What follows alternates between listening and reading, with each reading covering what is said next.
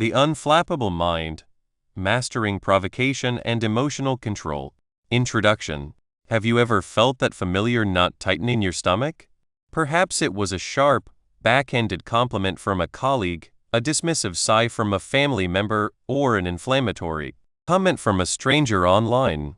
Maybe it was a driver who cut you off in traffic, making your blood boil. In those moments, your mind races, your heart pounds, and the urge to snap back, to defend yourself, or to simply flee can be overwhelming. Does this sound familiar? Have you ever felt your carefully constructed composure crumble under the weight of a seemingly small remark or action? These moments, these provocations, can chip away at our peace, leaving us feeling drained, misunderstood, and utterly out of control. The fallout can be significant: strained relationships, wasted energy, and a dent in our self-esteem, all because we allowed someone else's words or actions to dictate our inner state. It's a natural human tendency, when poked or prodded, to react. We feel attacked, so we attack back. We feel misunderstood, so we try to explain ourselves, often with increasing frustration. We see these moments as a battle to be won, a defense of our honor or our position. This is what we might call the baiting game. Someone throws out a hook, and we instinctively bite, getting tangled in their line. We believe that by reacting, by showing them we're not going to be pushed around, we're actually taking control. But this is a tricky illusion. When we react, we are giving the provocateur exactly what they want: our energy, our attention, and an emotional response that proves they have gotten to us.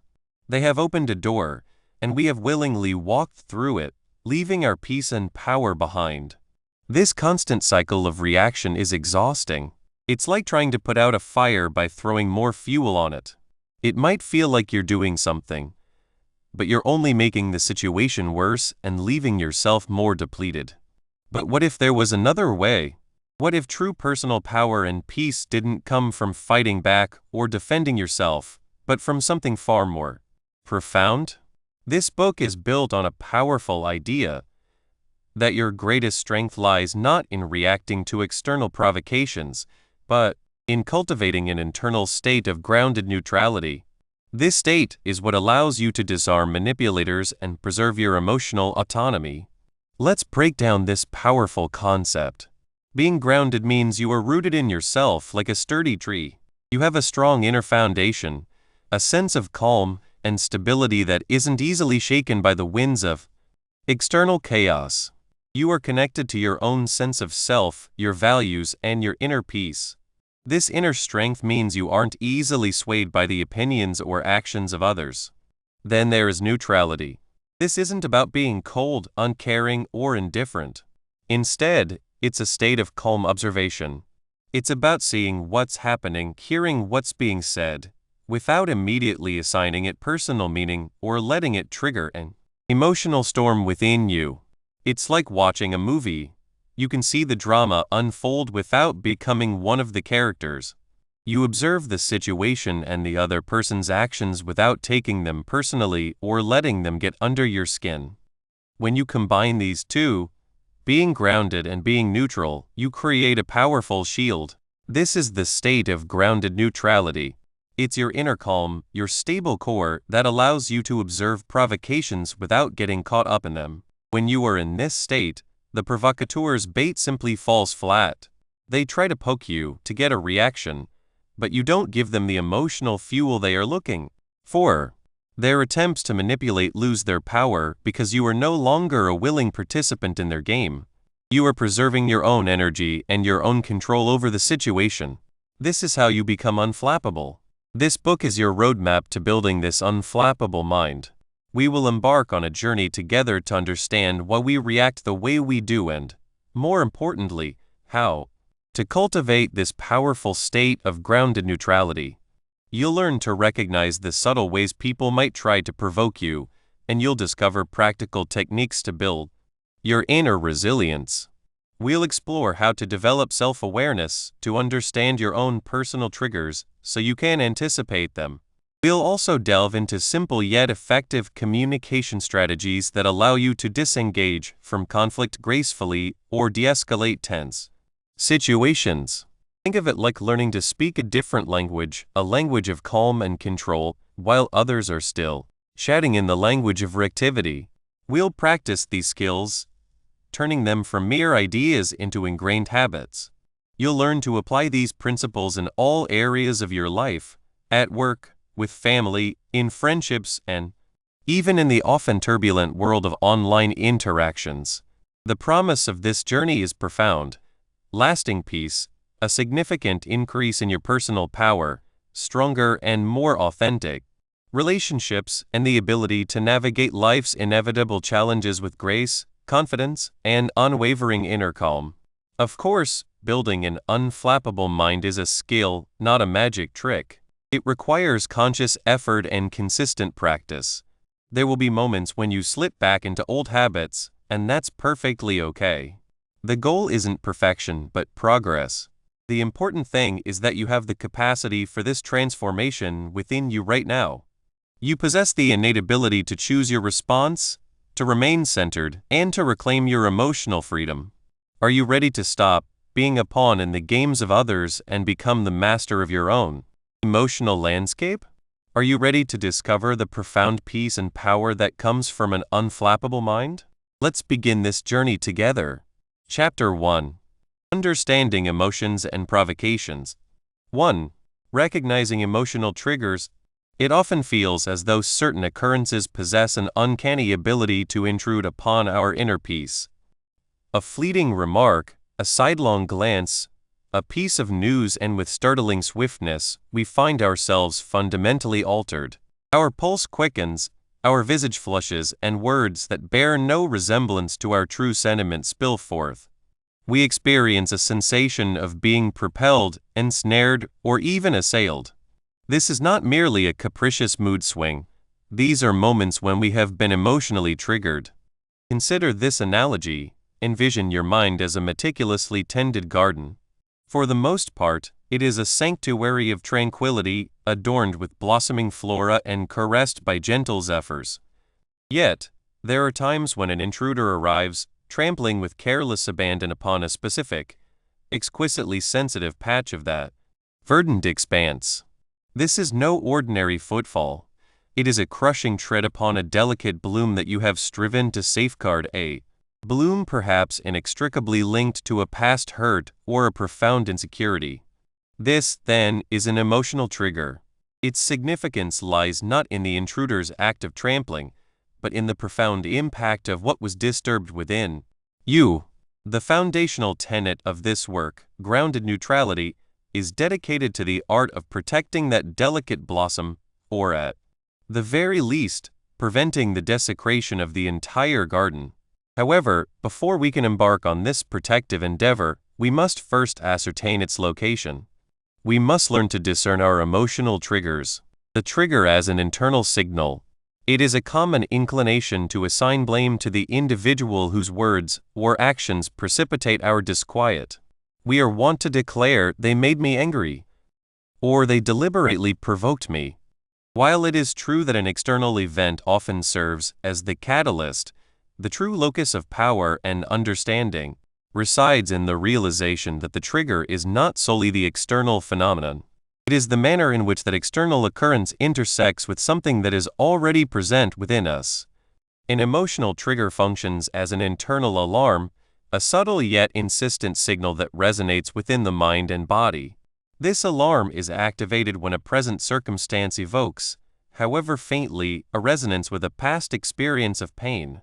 It is akin to an old wound that has not fully healed. A mere touch, even a gentle one, can elicit a sharp sting. Let us consider a hypothetical scenario involving a friend, Sarah, who is typically a source of unwavering support. One day, she offers a comment regarding a project you are undertaking. Are you certain that is the most effective approach? For the majority, this might be perceived as a straightforward inquiry, perhaps even a constructive suggestion. However, for you, it sends a tremor of anxiety through your chest.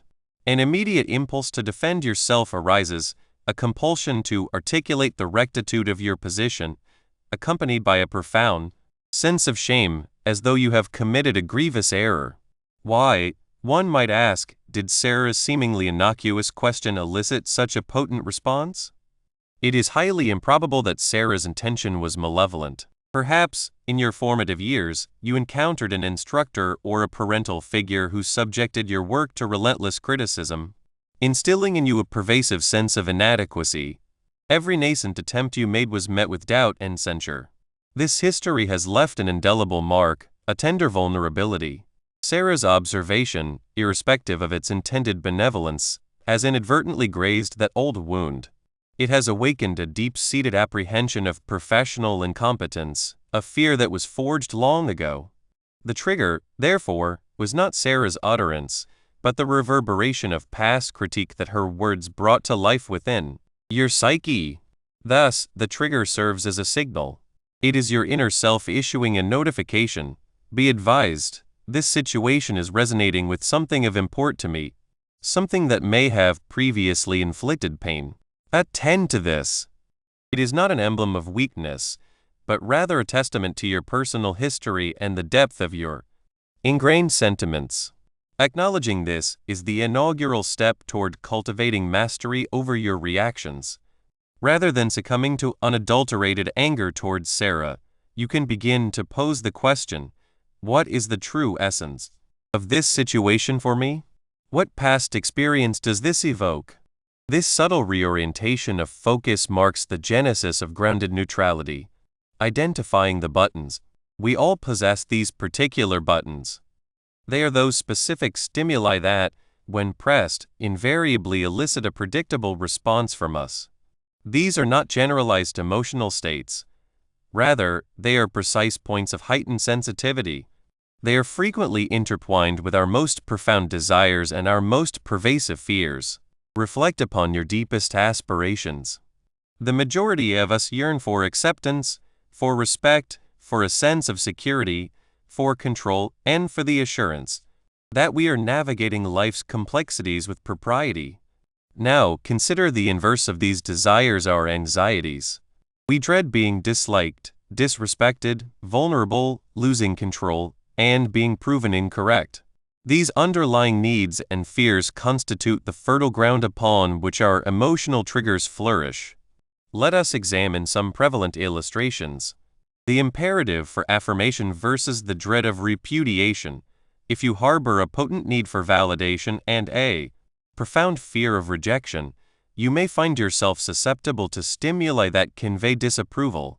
A colleague who omits you from a lunch invitation, a friend who is unusually reticent during a telephone conversation, or even a social media post that appears to exclude you could precipitate a cascade of apprehension.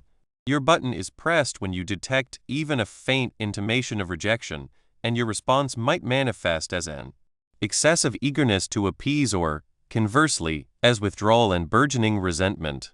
The craving for order versus the terror of anarchy. Certain individuals derive their greatest comfort from meticulously planned and systematically organized circumstances. Their button is activated when they perceive a relinquishing of control.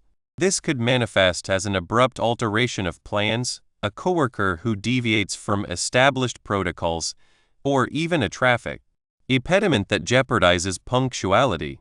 The resultant reaction may be frustration, anger, or an overwhelming compulsion to assume command and rectify the situation, even when it extends beyond one's purview. The necessity of being vindicated versus the horror of error.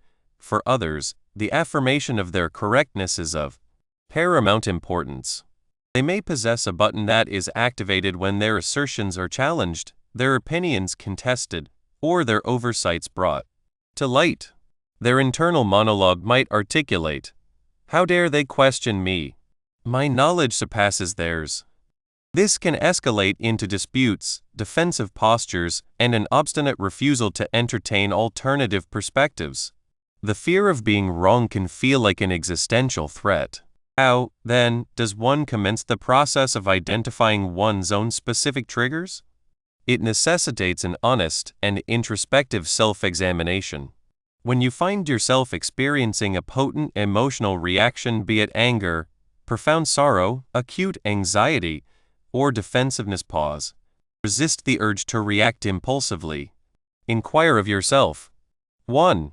What precisely transpired? Articulate the external event with meticulous detail.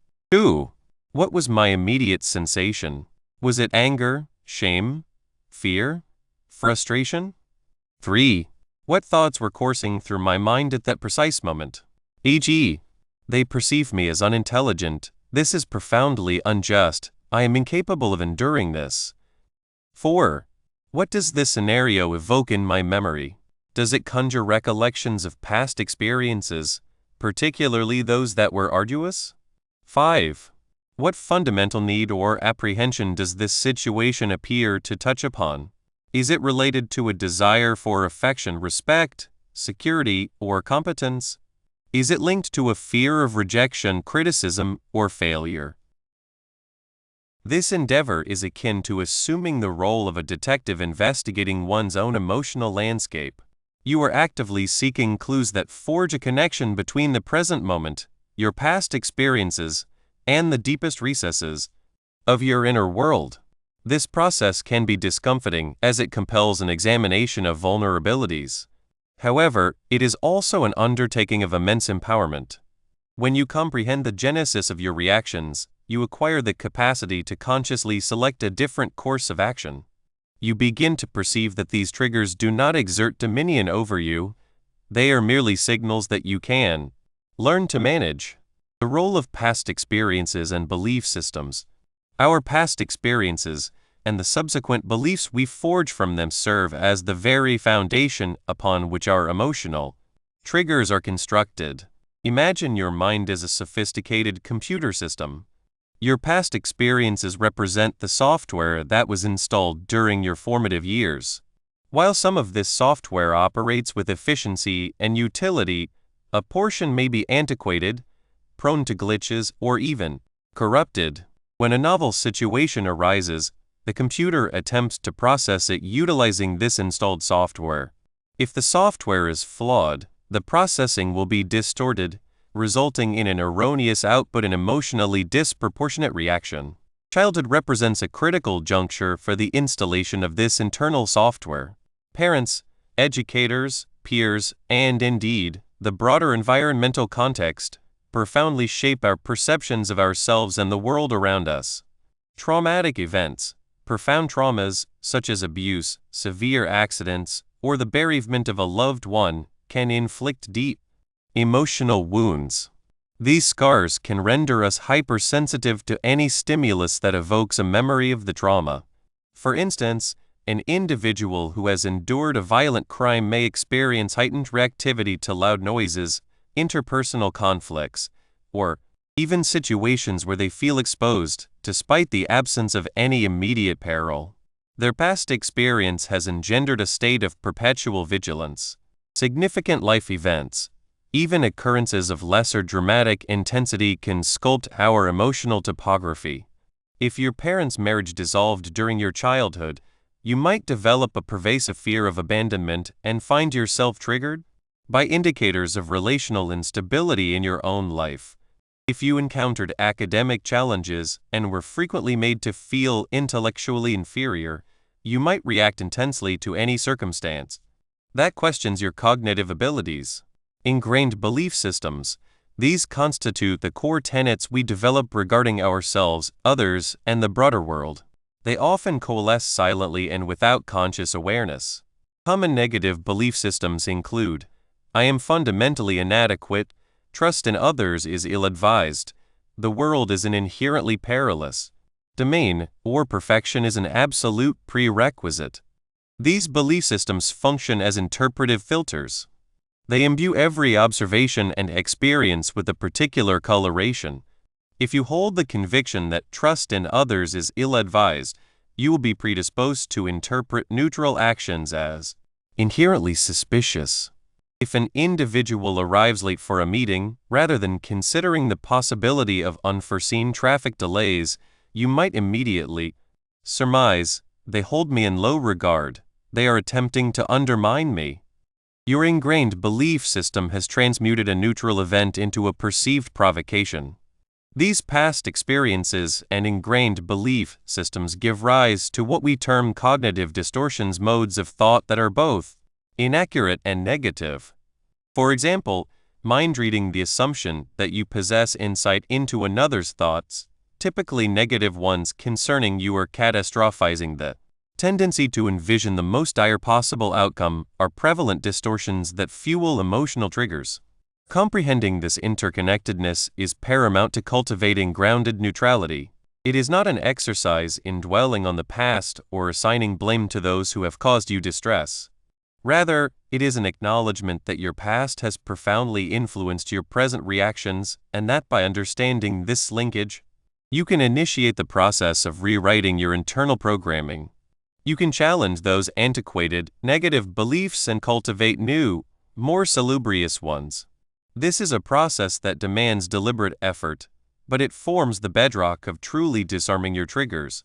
The spectrum of triggers. It is essential to recognize that emotional triggers are not invariably overt or readily discernible events.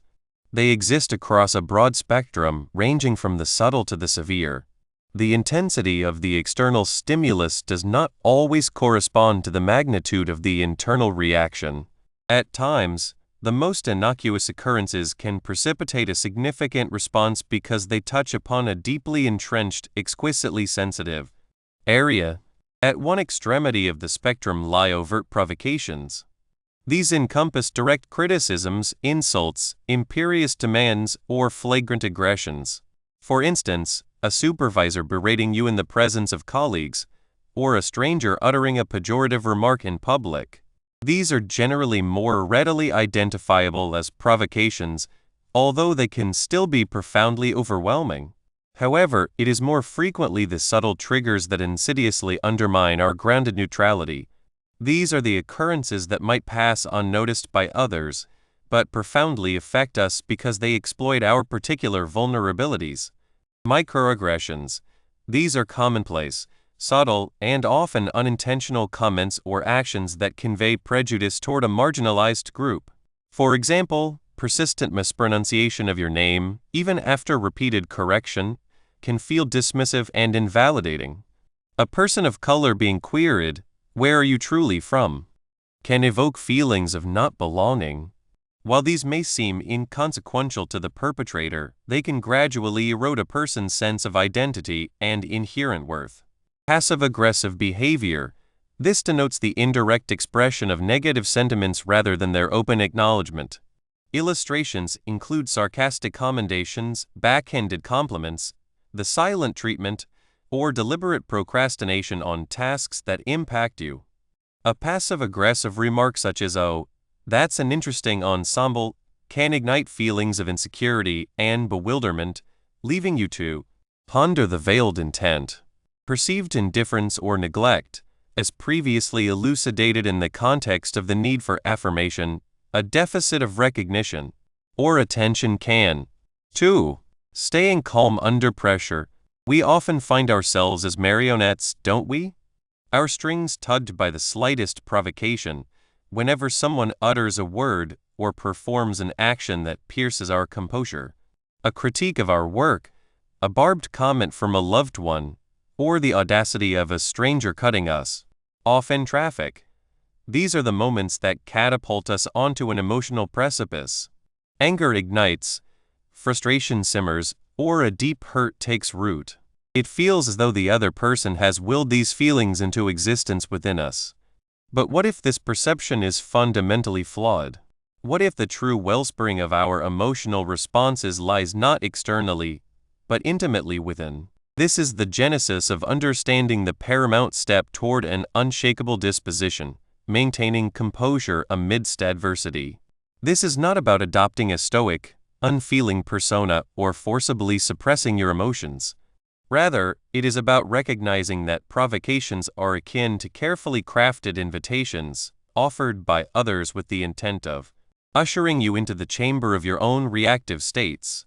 The genuine power, the unassailable strength, resides in the realization that you are not obligated to cross that threshold.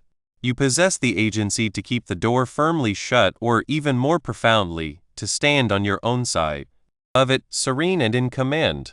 Let us examine this more closely. Provocations are seldom arbitrary. They are frequently deliberate choices of words or actions, meticulously designed to strike a particular vulnerability. Consider this. If you know someone becomes acutely anxious when their punctuality is questioned, they might intentionally arrive late, only to then comment on your own promptness. They are not merely late, they are actively pushing your buttons. The true provocation is not the tardiness itself, but the underlying idea of being perceived as inefficient or unreliable that they are leveraging against you. The provocateur's objective is to elicit a predictable, often negative, reaction. They seek to witness that flicker of anger, that flush of embarrassment, or that defensive posture. When you grant them this reaction, they have achieved their aim. They have successfully orchestrated your emotional state. The fundamental psychological mechanism at play here is our ingrained tendency to misattribute the origin of our feelings. We declare, "He made me angry," or "She upset me." This declaration surrenders our autonomy. It implies that another individual holds the remote control to our emotional landscape. Yet, the truth is that the buttons they are manipulating are already embedded within you.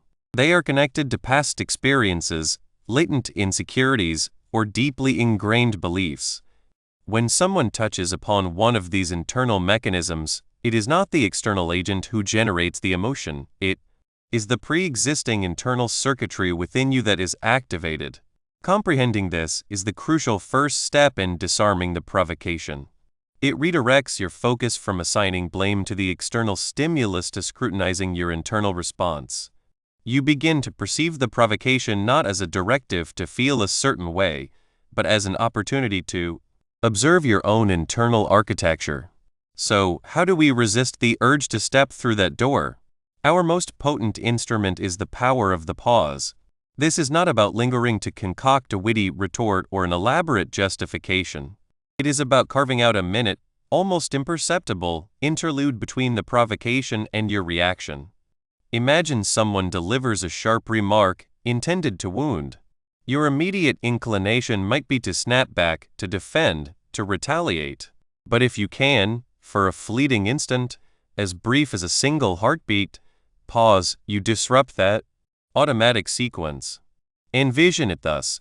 A chihuahua barks and lunges, a whirlwind of frantic energy, attempting to intimidate. This is pure reaction. Now, picture a large, serene gorilla. It might observe the chihuahua, but it feels no compulsion to bark back or lunge. Its mere presence exudes power. The pause is your moment to embody the gorilla. It is the instant you consciously elect not to be the chihuahua.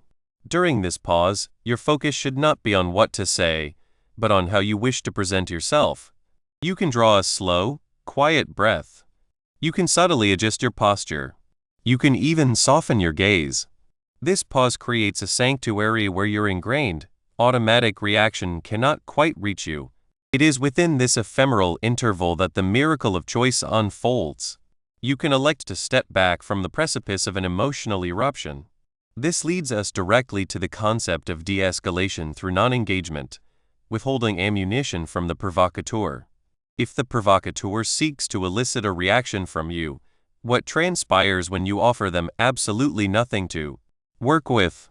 It is akin to attempting to ignite a fire with damp kindling. You may prod and poke indefinitely, but there is no fuel. When you respond with anger, you are handing them the accelerant. When you become defensive, you are providing the match. However, if you maintain your composure, if you offer a neutral response, or even a courteous withdrawal, you starve the provocation of its intended energy. Consider a customer service scenario. A customer is incandescent with rage, vociferously complaining about a product. The most accomplished customer service representatives do not reciprocate the anger. They do not adopt a defensive stance. Instead, they might calmly state, "I understand you are upset and I am here to assist you." They reiterate a neutral position. They do not engage with the anger. They engage with the problem. This is the essence of giving them nothing. It is not about passive acquiescence or allowing yourself to be exploited. It is about strategically withholding the emotional currency that the provocateur is attempting to extract. Occasionally, a simple, quiet "nah, I'm good" when someone attempts to draw you into gossip or drama can be remarkably effective. It is a polite refusal to participate in their energetic exchange. It offers no explanation, no justification. It simply closes the door. The crucial element here is that giving nothing is an active choice, not a passive capitulation. It demands a degree of inner fortitude, a grounded equanimity. This is the foundational principle of our discourse, grounded neutrality. It signifies the maintenance of an internal state of calm, stability, and emotional detachment when confronted with external challenges. It means refraining from allowing others to get under your skin or bait you into emotional responses. Instead of mirroring the provocateur's energy or becoming defensive, you remain centered, responding with deliberate calm, a touch of humor, or a polite disengagement. You are choosing to give provocateurs nothing, thereby safeguarding your personal energy and retaining control over the interaction's trajectory. When a direct response is unavoidable and disengagement is not an option, how should one communicate? This is where the analogy of the gorilla versus the chihuahua proves exceptionally valuable. The chihuahua is characterized by frantic energy, barking, snapping, and reacting to every perceived threat. It is loud, chaotic, and ultimately, often ineffective, merely generating more noise. The gorilla, conversely, is calm, powerful, and authoritative. It needs no shouting or lunging to assert its presence. Its very stillness and controlled demeanor command respect and pacify tension. When you encounter a provocation and find yourself compelled to respond, strive to embody the gorilla. This entails speaking with a steady, calm voice. If someone is shouting at you, resist the urge to shout back. Instead, endeavor to speak with slightly less volume and perhaps a marginally slower cadence. A downward inflection in your voice can also convey authority and serenity, in contrast to an upward, anxious tone. Imagine someone is attempting to intimidate you. If you shrink back, your voice becomes small and you sound flustered. That is the chihuahua. But if you stand tall, maintain calm eye contact, and speak in a clear, even tone, you project a distinct form of power. You demonstrate that you are not unsettled, that you are not easily swayed. This calm authority can frequently diffuse a tense situation far more effectively than any aggressive outburst. This is not about suppressing your emotions. It is about mastering them. It is about understanding that your emotional state is your own sovereign territory, and you alone dictate who is granted access and what they may do within its confines. The provocateur endeavors to breach your inner sanctum. By cultivating grounded neutrality, you erect a formidable bulwark around your emotions. You can observe the provocateur, comprehend their tactics, but you do not permit them to breach your defenses. Let us revisit the fundamental psychological mechanism that renders us susceptible to feeling provoked. It is the sensation of being assaulted, misunderstood, or menaced. Our brains are intrinsically wired for survival, and when we perceive a threat, the fight or flight response is triggered. This response saturates our bodies with adrenaline, engendering feelings of agitation, anger, or apprehension. The provocation serves as the perceived threat. The power we acquire stems from recognizing that most provocations, particularly within social or professional contexts, do not represent actual, existential dangers. They are attempts to manipulate our emotional responses. By understanding that the threat is often an illusion, a tactic, we can begin to deactivate that primal survival mechanism. We can counsel ourselves, this is not a predator, this is an individual seeking a reaction. This cognitive reframing is profoundly empowering. It liberates us to choose a more considered, deliberate response over an automatic, primal one. We learn to differentiate between genuine peril and a manufactured emotional crisis. Beyond the mere act of not reacting, what are the tangible internal shifts and external communication techniques that constitute staying Calm under pressure in a manner that disarms rather than escalates? Internally, it involves fostering self-awareness. This entails an intimate knowledge of your personal triggers.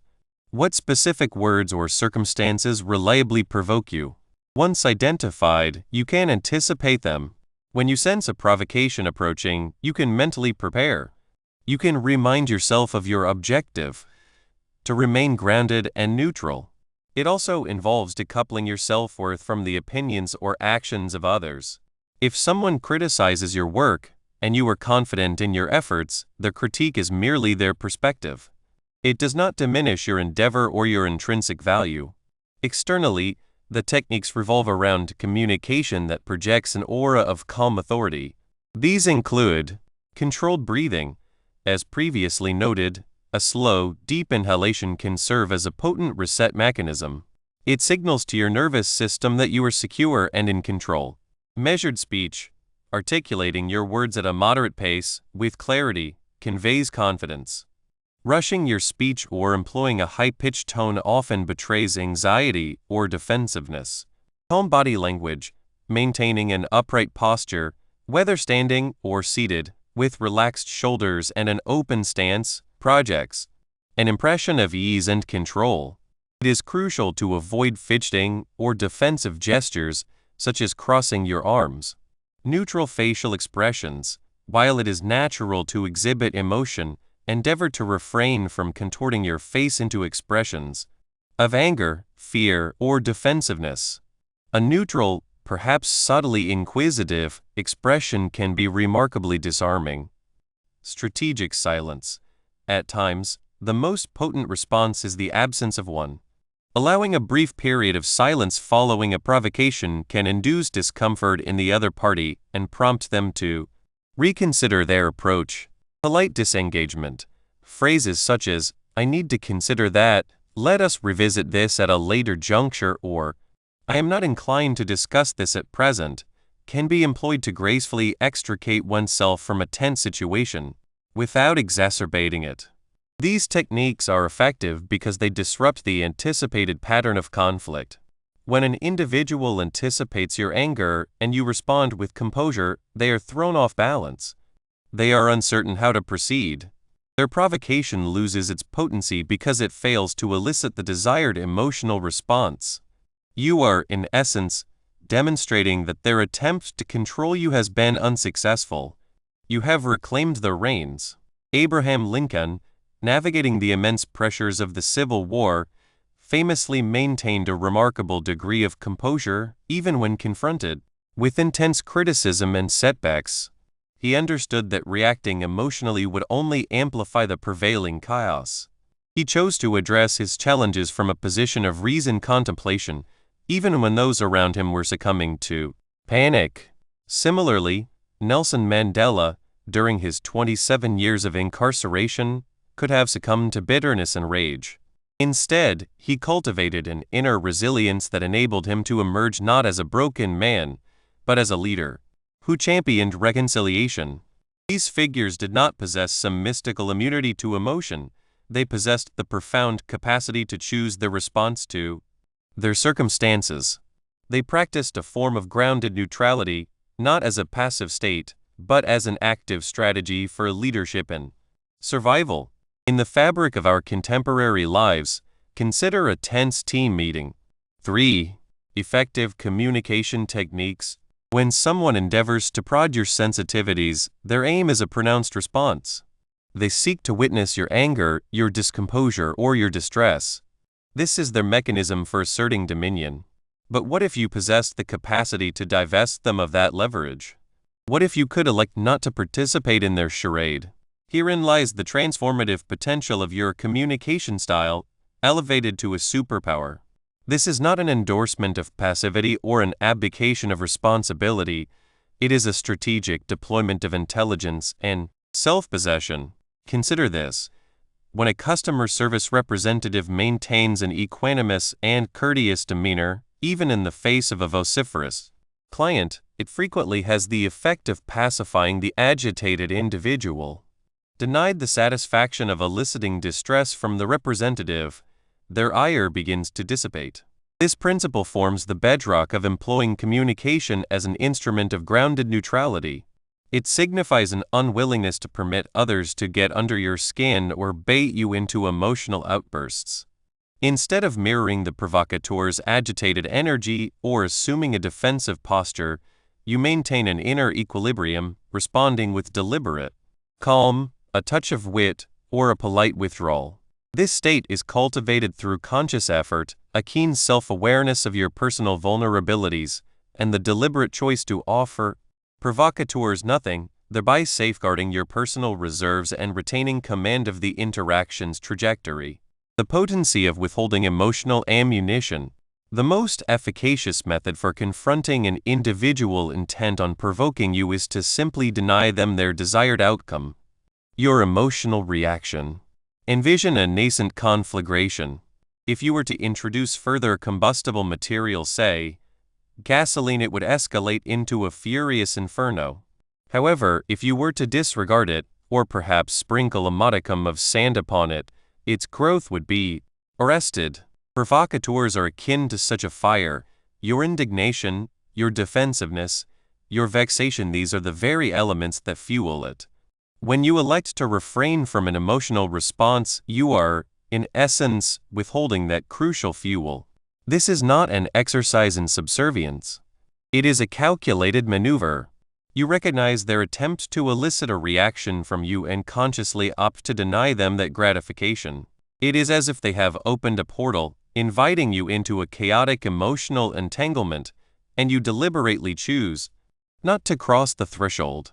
You can pause at the entrance, cast a polite glance, and then gracefully retreat. How does one implement this in practical terms? It commences with simple, unembellished affirmations. Rather than exclaiming, "How dare you utter such a thing about me?" you might articulate, "I acknowledge your perspective." Or, if an individual is being deliberately evasive and irksome, you might offer a polite disengagement. This could be as straightforward as a serene, "I do not believe we will find common ground on this matter," and that is perfectly acceptable, followed by a courteous extrication from the dialogue. At times, a semblance of feigned obliviousness can yield remarkable results. If a subtle barb is delivered, you might respond with an artfully constructed, "Oh, my apologies, I did not quite catch that. What was it you were saying?"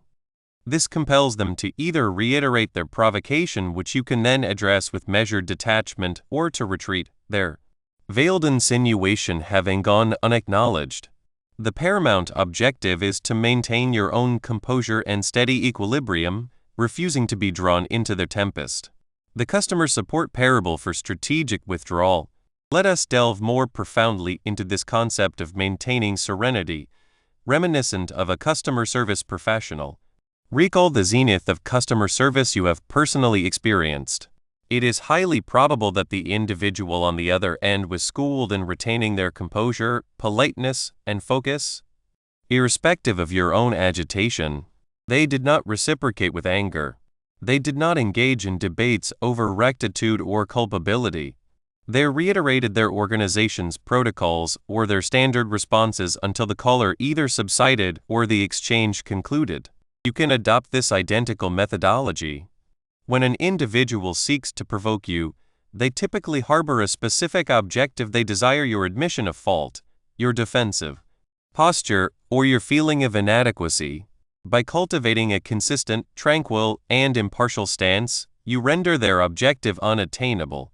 It is akin to wielding a shield that deflects their emotional overtures directly back upon them. The technique at play here is repetition. Identify a core, neutral message that addresses the situation without succumbing to emotion, and adhere to it steadfastly. If a colleague consistently offers passive-aggressive critiques of your work, you might devise a standard rejoinder such as, "I understand. You have reservations regarding this project, or my present focus is on the completion of task X." You refrain from engaging with the emotional subtext of their censure. You do not mount a defense by asserting that is patently untrue, or your critique is entirely unwarranted. Instead, you persistently echo your calm, factual declaration. This demonstrates an unwavering refusal to be ensnared in their drama. It signifies that you are anchored and in command. Over time, individuals will discern that attempting to provoke you is a futile expenditure of their energy, as you will simply decline to react. Strategic cadence and tone. Decelerating the assault. Have you ever observed, within the crucible of an argument, one party's speech gradually accelerating, their pitch ascending? This often transpires when they feel cornered or are attempting to overwhelm their interlocutor. Should you become ensnared in that tempo and volume, you are likely to mirror their intensity, and abruptly you find yourselves embroiled in a full-fledged vocal altercation. A potent means of preserving grounded neutrality is to deliberately decelerate your own communication.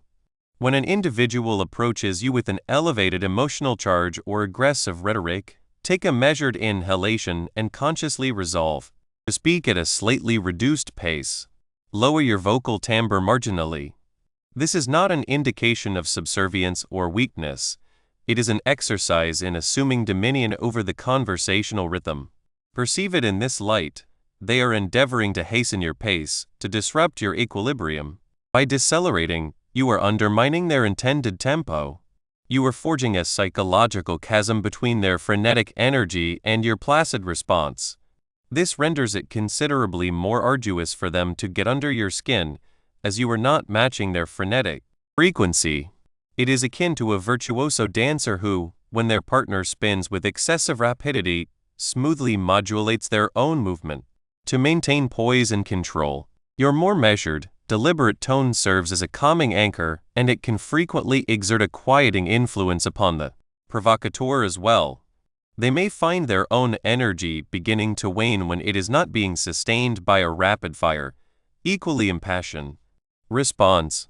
The gorilla versus the chihuahua, asserting presence without aggression. Let us address the essence of true power in communication. It does not reside in being the most vociferous or the most belligerent. Such displays are frequently symptomatic of insecurity, akin to a diminutive canine's clamor to project an aura of greater stature. Genuine power, the kind that emanates from grounded neutrality, is characterized by a tranquil, authoritative presence. Visualize a majestic, serene gorilla juxtaposed with a yapping chihuahua. The chihuahua barks and lunges, attempting to intimidate, yet you recognize it as a negligible threat. The gorilla, conversely, might simply stand, observe you, and, if necessary, execute a firm, understated gesture that unequivocally delineates its boundaries. You accord respect to the gorilla's presence because it is founded upon inherent strength, not on a frenetic cacophony. This is the persona you aspire to embody. When you communicate from a position of inner fortitude, the need for aggression evaporates. You can establish boundaries and frame the interaction from your own stable vantage point, rather than being subsumed by the other person's chaotic perspective. This entails employing direct, yet serene, declarations of fact or intention. Instead of uttering, "You perpetually subject me to this," which betrays a desperate entreaty, you might articulate, "I require that we adhere to the agreed-upon schedule for this project." Utilize I statements that are rooted in your observations and requirements, eschewing accusations. For instance, I experience a sense of concern when deadlines are missed, as it impinges upon our team's capacity to deliver. And at times, a simple, benign smile, maintained while calmly holding your ground, can be profoundly effective. It conveys that you are unthreatened, unperturbed, and unyielding in your grounded stance. Advanced technique. Addressing the unasked question. For those who have diligently cultivated grounded neutrality, a more sophisticated approach to managing provocations exists. It necessitates the understanding that the words individuals employ are frequently not their true message. They may pose a question, but their underlying intent is something entirely distinct. This advanced technique involves responding to the question they wish they had articulated, or the latent concern they harbor, rather than the literal, often manipulative inquiry they present. This demands a profound comprehension of human psychology and the faculty to discern implicit meanings. You must possess the ability to intuit the provocateur's probable agenda. Are they attempting to undermine your self-assurance? Are they seeking to induce guilt? Are they endeavoring to divert attention from another matter? Once you grasp the essence of their true motive, you can pivot the conversation. Suppose your supervisor, known for their critical disposition, inquires, "Are you certain you completed that report accurately? It appeared somewhat hastily done." A conventional, reactive response might entail launching into an exhaustive defense of your work, enumerating each procedural step. However, a provocateur might be employing this to sow seeds of doubt or to circumvent admitting their own lack of thorough review. From a posture of grounded neutrality, you might address the unasked question, "I recognize that you may harbor apprehensions regarding the report's precision, particularly given our compressed timeline. To ensure comprehensive coverage, I have already meticulously re-examined sections A and B, and I am confident in the data presented. Would you prefer that I highlight the salient findings for you?" Here, you have acknowledged their implicit concern apprehensions regarding precision, offered reassurance by detailing your actions meticulously re-examined, and proposed a constructive next step that propels the dialogue forward rather than entrenching it in defensiveness. You have effectively sidestepped their bait by addressing the underlying need for reassurance or clarity rather than engaging with the superficial, provocative query. This technique requires practice and a sharp awareness of the dynamics at play, but it can be extraordinarily potent in disarming subtle manipulators and preserving your emotional autonomy. Analytical depth and insight. How does the act of choosing not to react, as opposed to merely failing to react, fundamentally alter the power dynamic within a provocative exchange? The distinction between choosing not to react and failing to react lies in the divergence between conscious volition and accidental evasion. When you fail to react, it may be due to a lack of perception of the provocation, or you may have been too stunned to respond. This does not inherently shift the power dynamic in your favor. It merely signifies that the provocation did not resonate at that particular juncture. However, when you choose not to react, you are making a deliberate decision.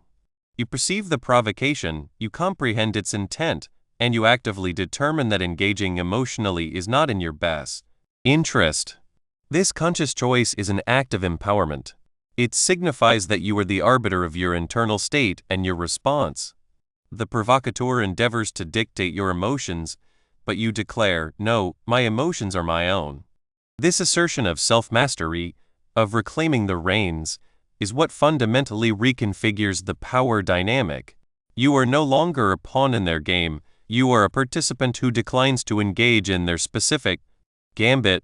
This internal resolve radiates outward, often rendering the provocateur less potent as their tactics prove ineffective. What are the specific nonverbal cues beyond tone and cadence that can reinforce a message of grounded neutrality, and how can they be consciously employed? Nonverbal signals are extraordinarily potent in conveying grounded neutrality. While your vocal intonation and speech rhythm are paramount, your body language and facial expressions communicate volumes. Eye contact. Maintain a steady, calm gaze. Avoid darting glances, which can betray nervousness, or averting eye contact entirely, which can signal fear or guilt.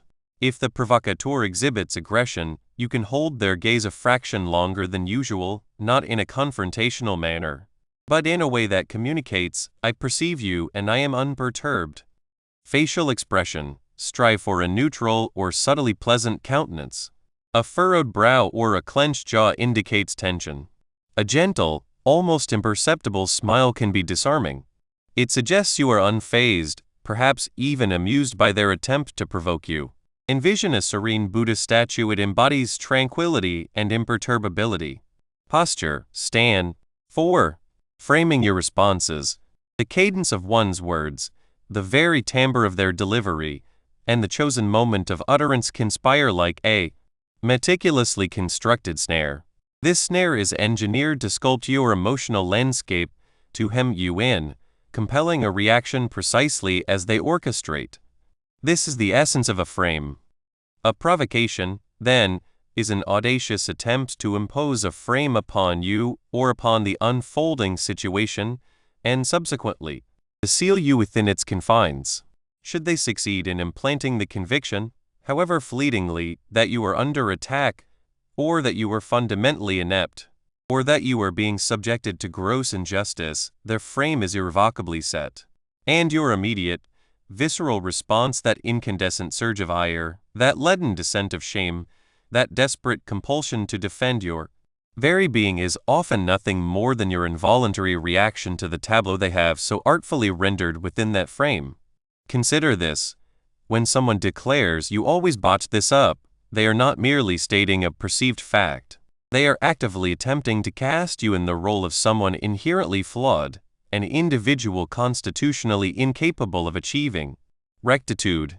If you, even for a nanosecond, acquiesce to this imposed frame, a tremor of doubt may ripple through you, a blush of mortification may suffuse your cheeks, or a surge of defensiveness may erupt.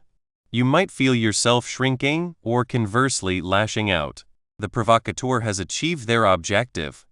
You are now ensnared within their frame, and they dictate the very contours of your emotional state and your subsequent actions. The inaugural, and arguably most paramount, step in mastering the art of provocation lies in cultivating the ability to perceive these frames for precisely what they are. It is akin to being a detective at the scene of a crime. You do not immediately succumb to the ensuing chaos. Rather, you withdraw, observe, and endeavor to reconstruct the sequence of events. When a provocative remark is hurled your way, pause. Instead of plunging headlong into the emotional tempest they are intent on conjuring, pose yourself this question: what is the intended frame this individual is attempting to impose upon me? What do they wish me to believe about myself or this particular circumstance? This interstitial moment of observation is possessed of profound power. It extricates you from the immediacy of emotional reaction and situates you within a sanctuary of dispassionate analysis. You are no longer merely experiencing the sting of their words, you are dissecting the words themselves, scrutinizing them for the clandestine intentions they harbor. Are they endeavoring to diminish you? To inflame you? To destabilize you?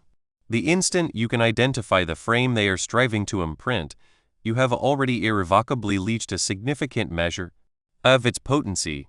You are no longer a passive recipient of their constructed reality. It is here that grounded neutrality emerges as your most formidable implement. This is not a call to adopt the stoicism of a machine devoid of feeling. Far from it. It is, rather, the deliberate choice to adopt a different frame for yourself, one that safeguards your inner equanimity and empowers you to respond with crystalline clarity rather than succumbing to the chaos. Grounded neutrality embodies the perspective of an observer, a steadfast presence impervious to the emotional tempests that swirl around it. When you embrace this frame, you are no longer ensnared within the provocateur's trap. You stand apart, observing from the periphery. You recognize their attempt to ensnare you, to elicit a reactive response, yet you consciously elect not to take that bait. You remain centered, much like an unyielding oak that sways in the gale, but refuses to splinter. This is not to suggest an abdication of emotion. It signifies, rather, a refusal to permit another's attempt at provocation to dictate the tenor of those emotions. You choose to be grounded, not combative, not reactive, but as serenely neutral and rooted as a placid lake mirroring the expanse of the sky. You observe the provocation, you comprehend the frame being proffered, and then you elect your own frame. You choose to respond from a wellspring of inner stability. So how, precisely, do we achieve this? How do we transition from being ensnared in another's frame to architecting our own? It commences with a subtle, yet profoundly transformative, recalibration of our communicative approach. One of the most efficacious stratagems is the conscious deceleration of our own vocal cadence. When an individual endeavors to provoke, they frequently speak with haste, imbued with a palpable energy and intensity. Their objective is to compel you to mirror their frenetic tempo, to draw you into their vortex. Conversely, by deliberately slowing your speech, you fundamentally alter the rhythm of the interaction. You eschew mirroring their energy, you forge your own. Envision two individuals engaged in a shouting match. The scene is one of utter pandemonium, and neither participant is truly apprehending the other. Now, imagine one individual speaking with measured calm. This compels the other, at a subconscious level at least, to decelerate and to lend an ear. You are now communicating on a different frequency, one that is more grounded and less prone to reaction. This seemingly minor adjustment in pace possesses the capacity to dismantle the provocateur's intended emotional cascade. This leads us to a rather illustrative analogy: the gorilla and the chihuahua. A chihuahua barks and yaps incessantly, a whirlwind of nervous energy, striving to project an image of greater size and menace than it truly possesses. Its entire modus operandi is geared towards eliciting a reaction. A gorilla, conversely, is a creature of immense power and presence. It has no need for vociferous displays. Its movements are imbued with deliberate gravitas. If a gorilla is provoked, it might stand its ground, emit a measured, powerful chest beat, or simply withdraw. It does not engage in a frantic, yapping contest. When confronted with a provocation, you are presented with a choice. Do you wish to embody the yapping chihuahua, becoming flustered and defensive? Or do you aspire to be the gorilla, responding with unruffled strength and an unwavering presence? The gorilla does not become entangled in the chihuahua's frenetic energy. It maintains its own potent, centered equilibrium.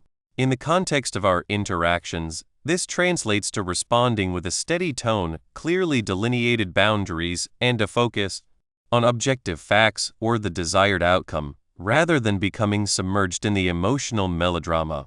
Another potent technique, borrowed from the realm of customer service, involves offering the provocateur nothing to grasp onto. Consider a customer service representative navigating an irate caller. The caller might be shouting, leveling accusations, and issuing demands. If the representative becomes defensive or engages in an argument, the situation inevitably escalates. Instead, a skilled representative frequently employs a strategy of calm, unwavering repetition. They might articulate, "I understand you are upset," or "I can assist you with X." They do not become ensnared by the emotional accusations. They adhere to their script, offering a placid, neutral response that deprives the agitated individual of further fuel for their fire. In our personal lives, this translates to having a repertoire of simple, neutral phrases readily accessible.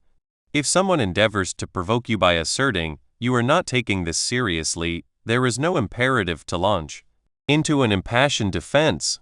You could calmly state, "I am listening," or "I am considering your input." You are acknowledging their words without assenting to their frame or their emotional intensity. You are providing them with no purchase for their aggression. Their attempts to bait you will frequently dissipate when they fail to elicit the explosive reaction they so ardently desire. At times, provocations are so artfully constructed that they appear to constitute a direct assault. Yet, more often than not, there lies an unspoken question or an unarticulated need that the provocateur is attempting to convey, albeit in a profoundly maladroit fashion. This is where the sophisticated art of reframing comes into play, addressing the unasked question. This necessitates a heightened degree of observation and empathy, even towards an individual intent on provoking you. For instance, envision a colleague who relentlessly critiques your work, uttering pronouncements such as, "This report is riddled with errors. It's evident you invested insufficient effort." The immediate frame is one of your incompetence and indolence. If you react defensively, you are merely playing into their hands. But what might be the unasked question lurking beneath their criticism? Perhaps they are grappling with their own insecurities regarding their performance, or they harbor a genuine apprehension about the project's successful completion, an apprehension they lack the wherewithal to express constructively. Rather than resorting to self-defense, you could reframe by addressing the potential underlying concern. You might articulate, "I understand you have reservations regarding the report's accuracy. Could you pinpoint the specific areas you believe warrant further attention so that we may ensure its utmost robustness?" In this instance, you have deftly shifted the frame from an indictment of your character to a collaborative endeavor in problem solving. You have acknowledged their implied concern without capitulating to their accusatory frame. You have extended an offer of a path forward, which invariably proves to be the most disarming response imaginable. This requires diligent practice, but its efficacy in transforming a confrontational exchange into a more fruitful dialogue is truly remarkable. All these external stratagems, the deliberate slowing of pace, the cultivation of a serene presence, the deployment of neutral rejoinders, and the attunement to underlying needs are inextricably linked to our internal endeavors. You cannot effectively reframe an external situation if your own internal milieu is a chaotic jumble of unaddressed triggers. This is what we alluded to previously, the profound significance of comprehending your personal triggers. If you are cognizant that a particular remark concerning your punctuality precipitates an avalanche of anxiety, then when such a comment is uttered, you are forewarned. You can anticipate the frame they are attempting to impose, the frame of unreliability or irresponsibility. Because you have undertaken the internal work, you can recognize this frame instantaneously. You can then deliberately select your counter frame. You might articulate, "I am acutely aware of the imperative of timeliness, and I am actively addressing this." You acknowledge the issue without allowing it to define you or to dictate your emotional equilibrium. This internal awareness serves as the bedrock upon which external reframing is constructed. It is akin to establishing a robust foundation for a dwelling. Without it, any attempt to erect an aesthetically pleasing facade is destined to crumble. The practice of reframing your responses, therefore, transcends the mere acquisition of clever communicative stratagems. It is a testament to the ongoing process of self-awareness, of delving into the depths of your own emotional landscape, and of relinquishing the antiquated narratives that render you susceptible to provocation. It is the realization that your emotional autonomy is an inviolable sanctuary, one that others can only breach if you grant them permission. By mastering the art of framing our responses, we undergo a metamorphosis, transforming from passive recipients of emotional manipulation into active architects of our internal experience. We learn to discern the snares laid by provocateurs and consciously choose not to step into them. Instead, we step into our own domain of calm, grounded neutrality. This deliberate act of reframing constitutes the indispensable bridge between comprehending the mechanics of provocation and the consistent application of grounded neutrality. It is the skill that empowers us to navigate challenging social and professional encounters with grace and self-possession, thereby preserving our energy and our inner peace. 5. Managing psychological challenges. Provocations often feel like they descend from an external tempest, a sudden squall that breaks without preamble. A barbed remark is uttered, a situation careens into unforeseen territory, or an ultimatum is issued that feels profoundly unjust. We sense that familiar heat ascending, that tightening in the chest, that primal urge to retaliate or to withdraw. Yet, here lies a truth of paramount importance. While the storm may appear to rage without, the true crucible, the one that ultimately defines us, is forged within. The external event is but the flint. The conflagration ignites from embers already smoldering inside. This is the genesis of mastering provocation through the profound understanding and skillful navigation of our internal psychological topography. The inaugural step in this introspective expedition is to assume the mantle of a detective scrutinizing one's own reactions. We must cultivate the ability to discern our trigger points. Envision these as exquisitely sensitive loci, akin to a bruise on the skin. While often unnoticed, the slightest inadvertent contact sends a jarring wave of pain. Similarly, specific words, particular intonations, certain forms of critique, or even distinct circumstances can press our personal buttons. When such a button is depressed, it elicits not mere discomfort, but can precipitate a descent into a vortex of anger, apprehension, or defensiveness. The identification of these trigger points necessitates an unflinching self-examination.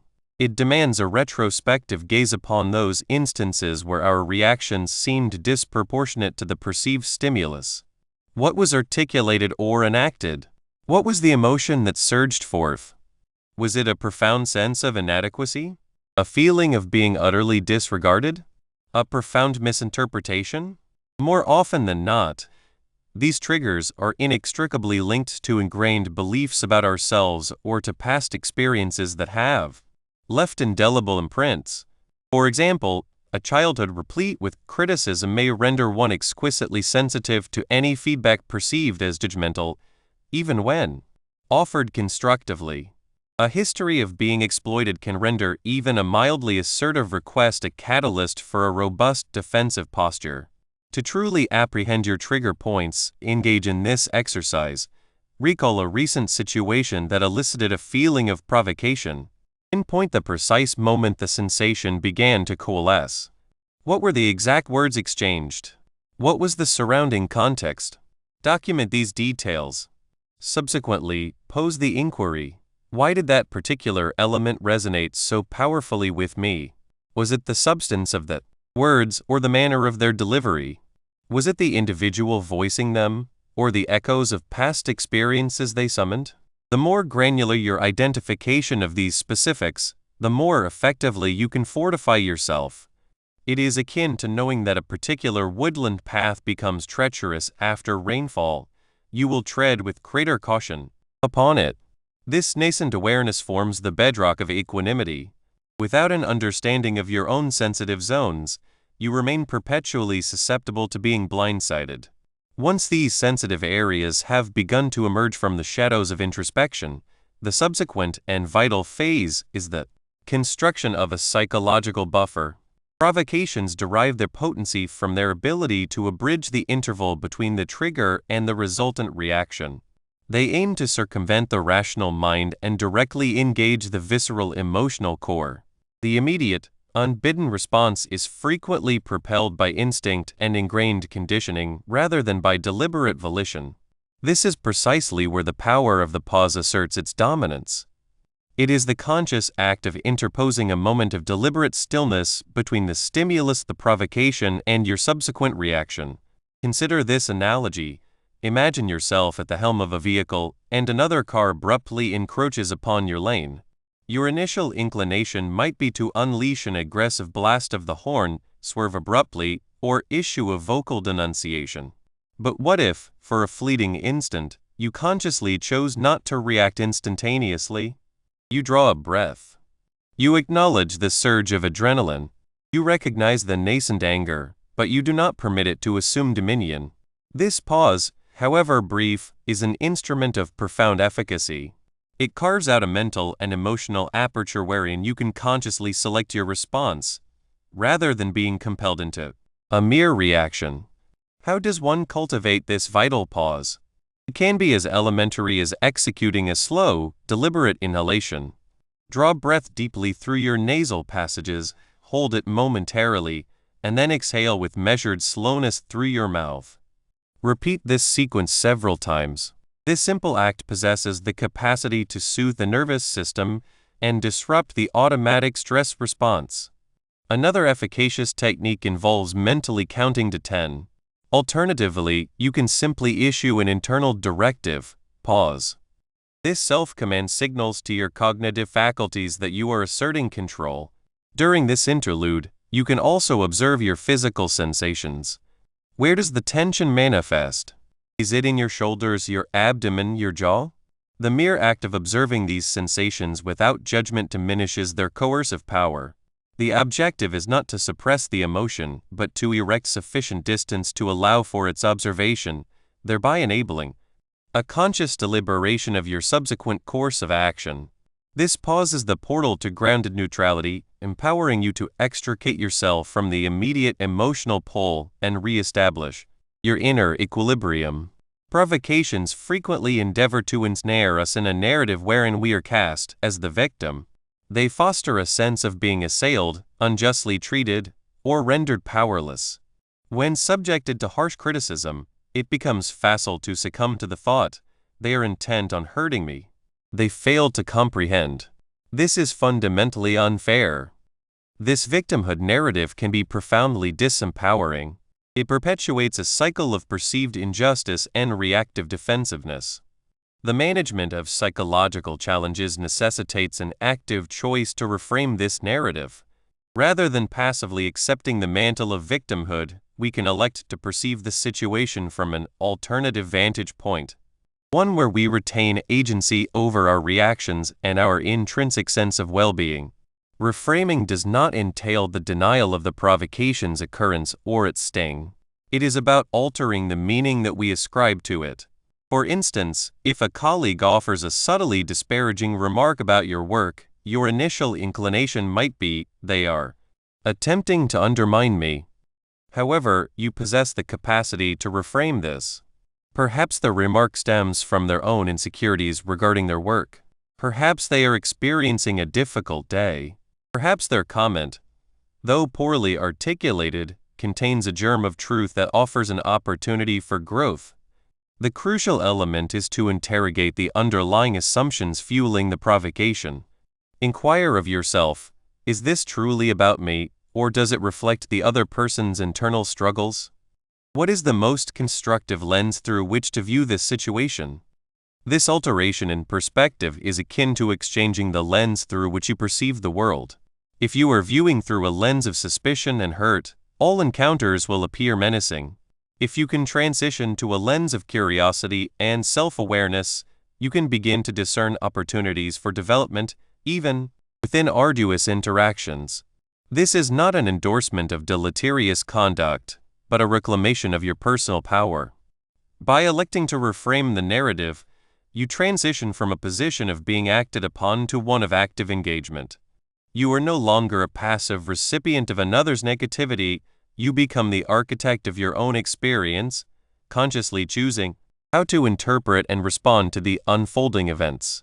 This proactive reframing is a cornerstone of maintaining grounded neutrality, as it prevents you from being swept away by the provocateur's agenda. A significant contributor to the efficacy of provocations is our deeply ingrained human yearning for external validation.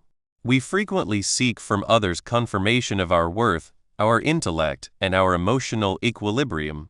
When subjected to criticism, our capabilities questioned, or our feelings dismissed, it can feel akin to a direct assault on our very identity, particularly if our self-perception is contingent upon the opinions of others.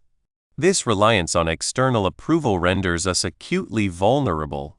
A sharp word from a superior, a dismissive utterance from an associate, or a negative online review can precipitate a disorienting spiral, leading us to doubt our fundamental understanding of ourselves. The antidote to this inherent vulnerability lies in the cultivation of internal validation. This entails fostering a robust sense of self-worth that emanates from within, rather than being derived from the pronouncements or endorsements of others. It is about recognizing your intrinsic value, acknowledging your strengths, and embracing your imperfections, irrespective of external pronouncements or actions. When you are internally validated, the words of a provocateur lose their sharp edge. They may remain unpleasant, but they are divested of the power to shatter your self-esteem or dictate your emotional state. How does one foster internal validation? It commences with self-awareness and self-compassion. Acknowledge your accomplishments, however modest. Recognize your efforts and your progress. Practice self-kindness, especially in moments of misstep. Treat yourself with the same understanding and support you would extend to a cherished friend. Remind yourself of your core values and what holds genuine significance for you, independent of external pressures. When you can stand firm in your own inner conviction, the attempts of others to destabilize you become considerably less potent. You are no longer soliciting their approval, you are already secure within yourself. This internal anchor is indispensable for grounded neutrality, as it ensures you are not readily swayed by the emotional tides that others endeavor to create. Finally, we must address the manner of our response. Not all provocations are identical, nor should all responses be uniform. We must develop a repertoire of strategic response patterns, learning to deploy the opposite approach for each unique circumstance. This is where the analogy of the gorilla versus the chihuahua proves particularly illuminating. The chihuahua is characterized by an abundance of bluster and a paucity of substance. It is reactive, defensive, and frequently escalates conflict unnecessarily. It is driven by fear and insecurity, striving to project an image of greater stature or fortitude than it truly possesses. The gorilla, conversely, embodies composure, groundedness, and inherent strength. It has no need for vociferous pronouncements or ostentatious displays. Its power is intrinsic. When confronted with a provocation, the chihuahua response might manifest as an outburst of anger, the deployment of personal attacks, or an excessive display of defensiveness. This often serves to exacerbate the situation, propelling you deeper into the provocateur's emotional theater. The gorilla response, however, is the embodiment of grounded neutrality. It is characterized by calmness, centeredness, and assertiveness, devoid of aggression. Consider the paradigm of customer service. A customer is irate, perhaps without just cause. The customer service representative does not adopt a defensive stance or engage in an argument. They maintain a calm demeanor, listen with attentiveness, acknowledge the customer's frustration without necessarily endorsing their premise, and then propose a resolution. This serves as a potent model for navigating provocations. When an individual seeks to provoke you, a calm, neutral statement can be profoundly disarming. For instance, if someone asserts, "You clearly lack understanding of this matter," rather than snapping back with, "On the contrary, I do," you could calmly respond, "I understand you have reservations regarding my approach. Perhaps you could articulate your specific concerns so that I may address them?" This response acknowledges their statement without validating any potential inaccuracies and redirects the discourse toward a constructive trajectory. Another efficacious tactic is polite disengagement. If an individual is resolute in their intent to provoke you, and no amount of measured response yields a positive outcome, you possess the inherent right to withdraw. This is not an act of rudeness, it is a measure to safeguard your energy and your tranquility. You might articulate, "It appears we are unlikely to reach an agreement on this matter at present. Let us revisit it at a later juncture," or "I am unwilling to engage in this particular line of conversation." The key is to execute this with a calm, firm bearing, devoid of irritation or agitation. Occasionally, the most effective response is to address the question you wish had been posed.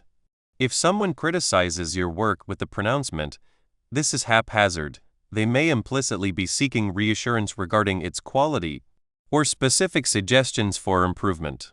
Instead of defending the perceived haphazardness, you could respond by emphasizing the meticulousness of your research or offering to guide them through the salient findings. This technique requires a degree of finesse, but it can be remarkably effective in steering the conversation toward productive territory. Ultimately, the management of psychological challenges hinges on the recognition that while you cannot dictate the utterances or actions of others, you possess absolute dominion over your internal state and your response.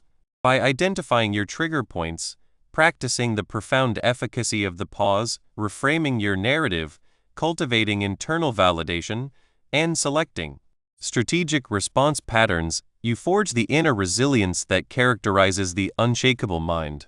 You learn to navigate the tempests of provocation not by confronting them head-on, but by becoming the unassailable calm at their epicenter. Having thoroughly examined the internal mechanisms of our emotional responses and the psychological intricacies that provocations present, we have armed ourselves with the essential instruments for managing our inner world. We have acquired the ability to discern our vulnerabilities, to create the necessary space for considered responses, and to reclaim our sense of self from the pervasive influence of external opinions. Now, we must translate these principles into practical application within the external realm.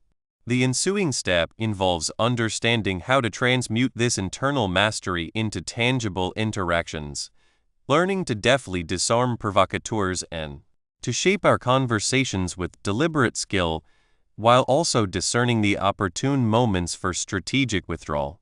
Chapter 2. Building Emotional Resilience. 1. Grounding and self-awareness practices. Provocations often ambush us, much like a sudden squall disrupting a placid sea. We find ourselves tugged, contorted, or even toppled by the pronouncements or actions of others. It is as if they have discovered a loose thread and are intent on unraveling our composure.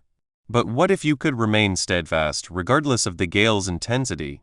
What if you could maintain your equilibrium even when others endeavor to destabilize you? This is the promise of cultivating emotional resilience, and it commences with two potent, interwoven practices: grounding and self-awareness. Envision grounding as firmly planting your feet upon the earth. When you are grounded, you are present. You are not adrift in the past, replaying a hurtful remark, nor are you consumed by anxieties about what may transpire. You exist here in this very moment. This is of paramount importance, for provocations flourish in our distraction. They prey upon those instances when our attention is elsewhere, rendering us more vulnerable to their emotional enticements. When someone utters a sharp retort or behaves in a manner perceived as unjust, our initial impulse may be to retaliate. Our heart quickens, our muscles tense, and our thoughts begin to race. This is the automatic, reactive cascade previously alluded to. It is akin to our internal alarm system being triggered, preparing us for combat or flight. Grounding techniques are designed to arrest this cascade. They offer simple, yet profoundly efficacious, methods for re-establishing your connection to the present moment. Imagine yourself engaged in a heated exchange, feeling that familiar heat surge in your chest, that urge to snap back. Before yielding to it, try this. Simply acknowledge your feet upon the floor. Feel the unyielding ground beneath them. Wiggle your toes. This elementary physical connection can serve as a formidable anchor. Alternatively, attempt a slow, deep inhalation. Draw breath through your nostrils, expanding your abdomen like a balloon, and exhale languidly through your mouth. As you breathe, direct your attention solely to the sensation of air traversing your passages. This is not an exercise in mental emptiness. It is about redirecting your focus towards something tangible and real, something that exists exclusively within the confines of this present moment. Another straightforward yet potent grounding exercise is the 5-4-3-2-1 method. When you sense yourself becoming agitated, pause to observe 5 things you can see, scan your surroundings, and identify 5 discernible objects: the hue of a wall, the pattern on a rug, the fabric of a person's attire. 4 things you can touch. Apprehend the texture of your garments, the smoothness of a surface, the warmth emanating from your hands. 3 things you can hear. Attend to 3 distinct auditory cues, be it the distant murmur of traffic, the ambient hum of electronic devices, or the cadence of your own respiration. 2 things you can smell. Endeavor to discern 2 olfactory sensations in the air, perhaps the aroma of coffee, a subtle fragrance, or the clean scent of paper. 1 thing you can taste. Acknowledge any flavor present on your palate, or take a sip of water and savor its essence. By engaging your senses in this manner, you gently yet resolutely extricate your awareness from the emotional tempest and immerse it in the palpable reality of your environment. This cultivates a crucial interlude, a fleeting aperture between the provocation and your response. Within that space, you possess the agency to select your reaction rather than being swept away by an automatic one. It is akin to stepping from the path of a runaway locomotive. You remain cognizant of its presence, but you are no longer ensnared in its trajectory. This brings us to the second cornerstone, self-awareness. If grounding is about anchoring yourself in the present, self-awareness is about comprehending the internal terrain within which you are anchored. Absent self-awareness, we are akin to vessels devoid of a rudder, buffeted by every external surge. We do not truly grasp why certain matters perturb us to such a degree.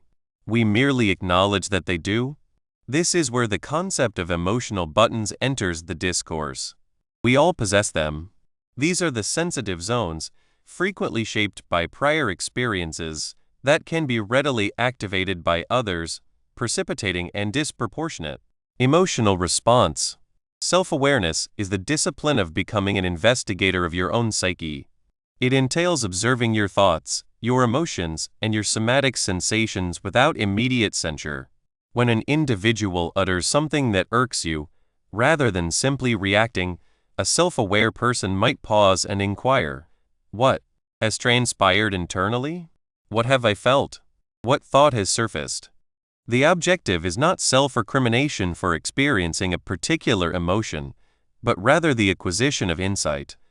It is analogous to a scientist observing a chemical reaction. They do not condemn the reagents for their interaction. They meticulously document the reaction to elucidate the underlying process. Consider, for instance, a colleague offering a critical assessment of your work. Your immediate, unexamined reaction might manifest as indignation or defensiveness. However, through self-awareness, you might perceive that beneath the anger lies a tremor of apprehension, perhaps a fear of inadequacy, or a dread of disappointing others.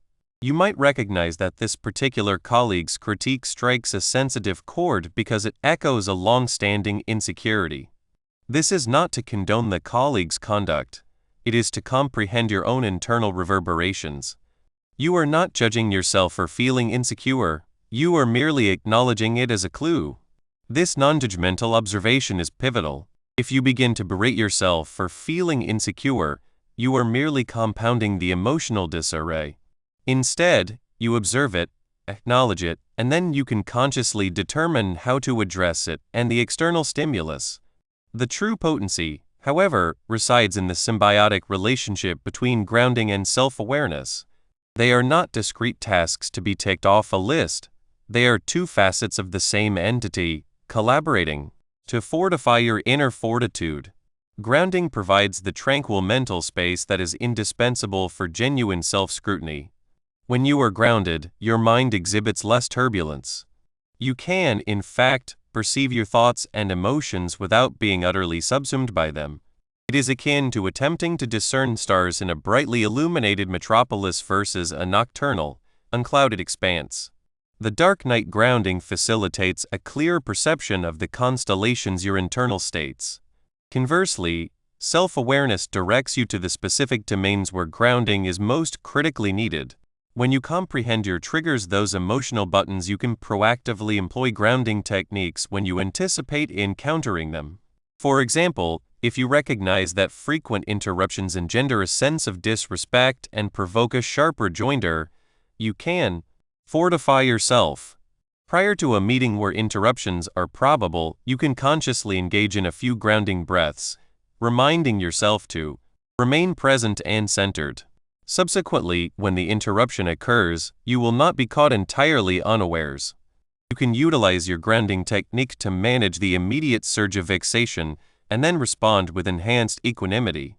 This synergistic interplay is fundamental to the development of what we term grounded neutrality. Grounded neutrality is the foundational principle of maintaining an internal state of serenity, stability, and emotional detachment when confronted with external adversions, censure, or attempts at manipulation. It signifies an unwillingness to permit others to get under your skin or bait you into emotional outbursts. Rather than mirroring the provocateur's energy or assuming a defensive posture, one remains centered, responding with deliberate calm, wit, or courteous disengagement. This state is attained through conscious practice, self-awareness of personal triggers, and the strategic decision to offer provocateurs nothing, thereby preserving personal energy and control over the interactions denouement. Grounding and self-awareness constitute the daily regimens that construct this inner bulwark of grounded neutrality. The elegance of these practices lies in their accessibility. They do not necessitate a specialized retreat or a dedicated hour each day, though such provisions can indeed be beneficial. The true alchemy transpires when you transform quotidian interactions into arenas for practice. Contemplate this. Your existence is replete with opportunities to refine these proficiencies. A casual exchange with a friend wherein they articulate a dissenting opinion, a minor inconvenience such as an extended queue at the grocery store, or even an unanticipated demand from your supervisor. These are not merely daily occurrences, they are low-stakes training exercises. Instead of perceiving these scenarios as potential threats to your tranquility, endeavor to view them as occasions for practice.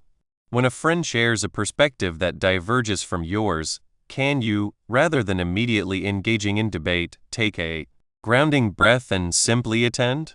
Can you become aware of your own initial impulse to correct them and elect to observe it instead? When ensnared in traffic, can you, instead of fuming and sounding your horn, focus on the tactile sensation of your hands upon the steering wheel and the rhythm of your respiration? This reframes challenges not as irritations, but as avenues for growth. Each instance you successfully navigate a minor provocation through grounding and self-awareness, you are augmenting your resilience, solidifying that unshakable inner foundation. Permit me to recount a personal anecdote. Years ago, I was delivering a presentation to a gathering of esteemed clients. My preparation had been meticulous and I felt confident.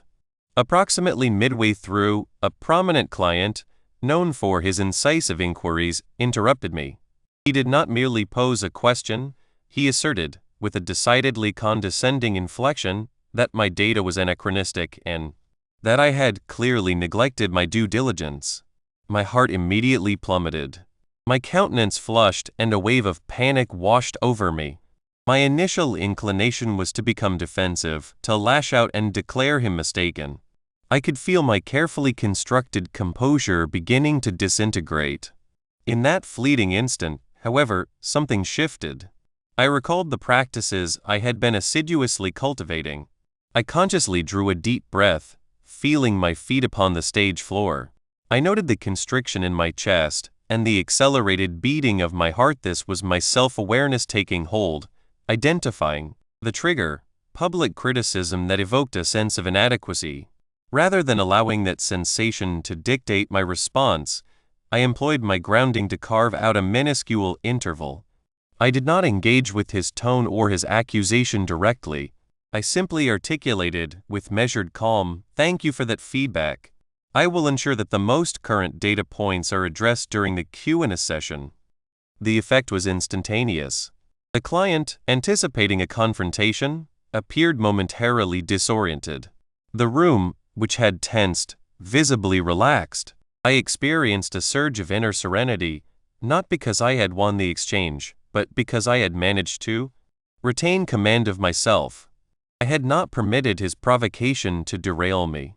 I had utilized grounding to remain present and self-awareness to comprehend my own reaction, thereby enabling me to select a response that preserved my dignity and the professional ambience.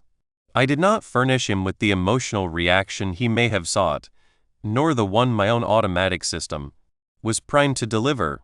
I offered him nothing to seize upon but a tranquil, professional acknowledgement. This experience solidified for me the profound efficacy of these practices. They are not intended to suppress emotions or to transform one into an automaton. They are about comprehending your internal universe and mastering the navigation of the external one through deliberate volition and unwavering inner peace. They are the active, daily instruments that disarm provocations before they can take root and disrupt your tranquility, directly supporting the book's overarching thesis of cultivating internal power. Through the consistent application of these grounding and self-awareness practices, we commence the construction of an unassailable inner foundation. This internal stability is not merely about enduring provocations, it is about actively disarming them. But what transpires when the provocations become more sophisticated, designed not merely to elicit a reaction, but to subtly manipulate our perceptions and decisions? The subsequent stage in mastering provocation entails an understanding of these more insidious stratagems and a learning to recognize the frames that others endeavor to impose upon us. 2. Developing inner strength. True inner strength is not forged in the sterile confines of emotional suppression or the pretense of invulnerability. It is, rather, akin to the patient, deliberate cultivation of a magnificent tree's root system. Though tempests may rage and the heavens unleash their fury, the tree endures. It sways, it yields, but it does not fracture. This is the very essence of inner fortitude, and at its heart lies the principle we have been meticulously developing: grounded neutrality. Envision grounded neutrality not as a cloak of cold indifference, but as an anchor of calm, centered awareness.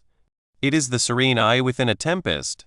Chaos may churn and writhe in the periphery, yet at its core a pocket of profound stillness persists.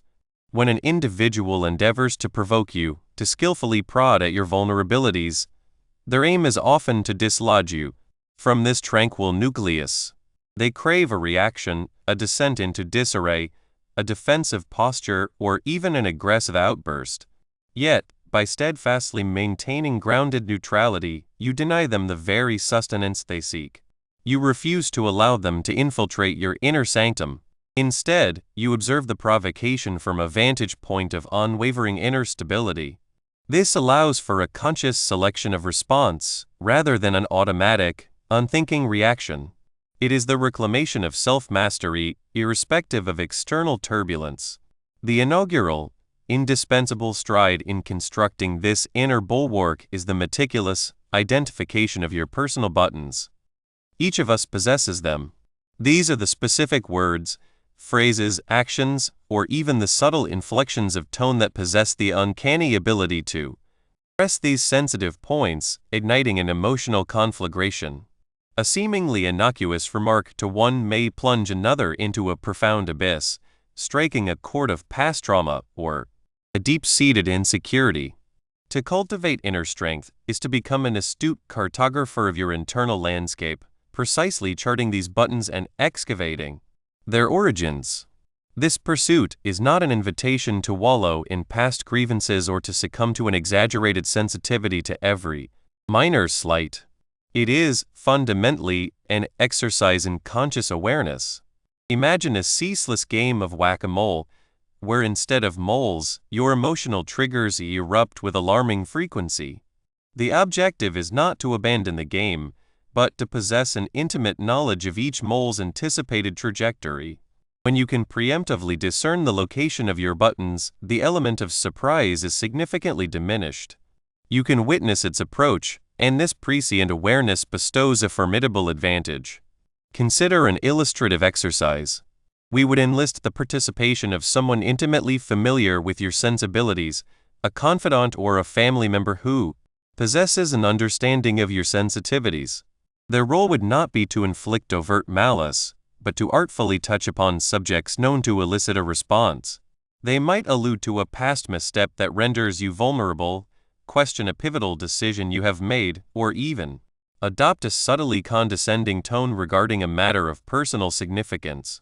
As this unfolds, your mandate is not to engage in combat or to erect defenses. Rather, you are to be a dispassionate observer. What emotions surface? Is it indignation? Frustration? Melancholy? Apprehension? Where in your physical form do these sensations manifest? Is it a constriction in your chest, a knot in your abdomen, or a flush of heat ascending your face? This exercise serves as a potent crucible for your inner strength and your capacity for sustained equilibrium.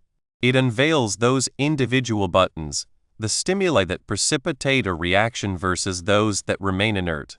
You may discover that critiques of your professional endeavors propel you into a defensive frenzy, while a jest about your disheveled workspace elicits barely a ripple. Conversely, comments concerning your physical appearance might engender a profound sense of inadequacy, whereas a critique of your driving skills leaves you utterly indifferent. The objective is not to judge these responses, but to acknowledge them with clarity. This awareness forms the bedrock upon which inner strength is constructed. Without a profound understanding of what ignites you, or more accurately, what compels you to react, the management of those reactions becomes an insurmountable task. Beyond the mere identification of these triggers, the profound work of cultivating inner strength lies in comprehending and, ultimately, releasing the emotional residue they carry.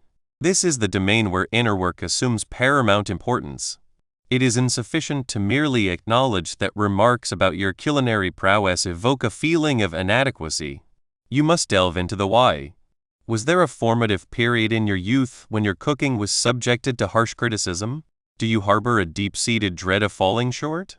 Understanding the genesis of these reactions serves to neutralize their potency. When you can perceive that a provocation is exploiting an old wound, rather than constituting a direct assault on your present self, its sting is significantly diminished. This leads us to a critical divergence: the power of internal validation versus the vulnerability of external reactivity. A considerable portion of humanity, often unconsciously, anchors its sense of self-worth and emotional equilibrium to external sources. We seek accolades from others, measure our achievements by the reception we receive, and allow their judgments to sculpt our self-perception. This renders us exquisitely susceptible to provocation. When subjected to criticism, doubt, or even mere indifference, it can feel like a direct assault on our very being. As our sense of value becomes inextricably linked to their perception, when ensnared in this cycle of external reactivity, provocations transmute into potent instruments of control for others. If an individual discerns that a particular utterance will ignite your anger, they can wield this knowledge to manipulate you toward their desired outcome. They can skillfully bait you, secure in the knowledge that you will take the hook. The exercise of identifying your buttons, coupled with the subsequent inner work of understanding them, facilitates this crucial recalibration. Instead of drawing your confidence and emotional stability from external wells, you begin to cultivate them from within. This is where grounded neutrality truly reveals its brilliance. When you are internally validated, when you possess an unshakable conviction in your own worth and are secure in your identity, external provocations lose their capacity to destabilize you. You can absorb criticism without it eroding your self-esteem. You can navigate disagreement without perceiving it as a personal affront. You can observe an individual attempting to provoke you, and instead of experiencing a surge of anger or defensiveness, you can feel a quiet sense of comprehension. You understand that their conduct is likely a reflection of their own internal state, rather than a definitive indictment of yours. This inherent strength empowers a strategic approach to responses. Rather than reacting impulsively, you can consciously choose your course of action. This is the art of giving nothing. When an individual seeks to provoke, they are typically yearning for an emotional response, a confrontation, a dispute, a display of distress.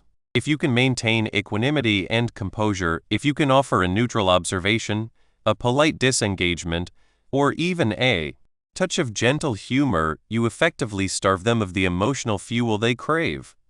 This does not imply passivity or the acquiescence to being exploited. It signifies a discerning selection of battles and a response that preserves your energy and inner peace. Consider this analogy. A young child might erupt in a tantrum to command attention. If you immediately respond with anger and raised voices, you are providing precisely the intense reaction they desire, often escalating the situation.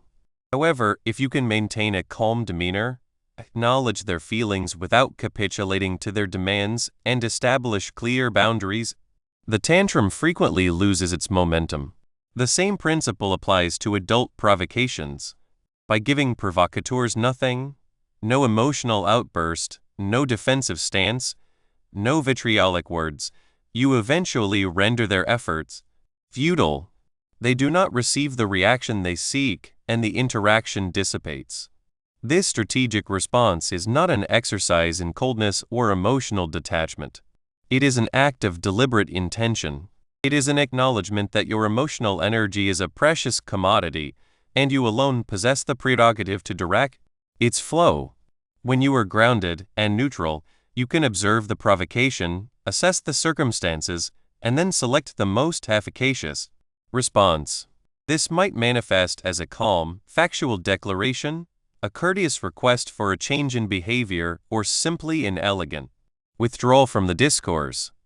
All of these choices emanate from a place of inner serenity and control, rather than from an impulsive, reactive impulse. However, it is imperative to recognize that the cultivation of inner strength is an ongoing odyssey, not a static endpoint. It necessitates both deliberate inner work and consistent external practice. The inner work, the understanding of your triggers, the exploration of their origins, and the nurturing of internal validation, lays the foundational structure. Yet, without external application, these insights risk remaining purely theoretical. You must actively integrate these principles into real-world interactions, even when such engagement feels arduous. Mere perfunctory adherence to an exercise without genuine introspection risks devolving into a superficial desensitization. It is akin to acquiring the skill of swimming through the perusal of a textbook.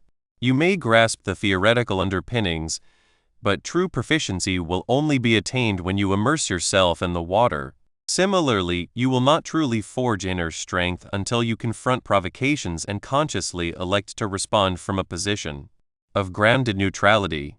Each instance where you successfully navigate a challenging interaction without succumbing to emotional turmoil, you reinforce that burgeoning inner strength. Each time you intercept yourself on the precipice of reaction and consciously chart a different course, you fortify your resilience. The psychological mechanisms at play when we embrace grounded neutrality are remarkably profound. When provoked, our amygdala, the brain's primal alarm system, frequently escalates its activity, initiating the fight or flight response. This inundates our system with stress hormones, thereby impeding rational thought and amplifying the likelihood of impulsive reactions. Grounded neutrality, conversely, engages the prefrontal cortex, the region of the brain responsible for higher cognitive functions, strategic planning, and emotional regulation. By consciously choosing to observe and maintain composure, we are, in essence, recalibrating our neural pathways to respond with greater deliberation and less reactivity. We are learning to supersede the primitive alarm system with reasoned control. This is how we disarm manipulators who exploit our primal fear or anger responses.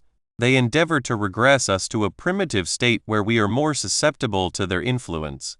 By remaining grounded, we maintain the functionality of our higher brain centers, enabling clear thinking and deliberate decision-making. Beyond the mere identification of triggers, the process of dissecting and releasing their emotional charge is profoundly transformative. It encompasses techniques such as mindfulness, wherein you observe your thoughts and emotions without judgment, allowing them to drift by, like clouds across the sky. It can also involve cognitive reframing, a practice wherein you consciously challenge the negative cognitions associated with the trigger and substitute them with more balanced and veracious perspectives. For instance, if a remark concerning your physical appearance ignites profound insecurity, reframing might involve reminding yourself of your accomplishments, your inherent positive attributes, or the irrefutable truth that true beauty transcends superficiality. This process gradually diminishes the emotional grip of the trigger, rendering it less potent over time. This incremental attenuation of the emotional charge is the very mechanism that fosters enduring inner strength. It is not about erasing the past, but about severing its dominion over your present emotional state. As we cultivate this internal reservoir of fortitude, we begin to perceive provocations not as insurmountable impediments, but rather as invaluable opportunities to hone our nascent resilience. This internal fortitude, however, is most effectively tested and refined when we engage with the external world, particularly within those intricate interpersonal dynamics that frequently challenge our boundaries.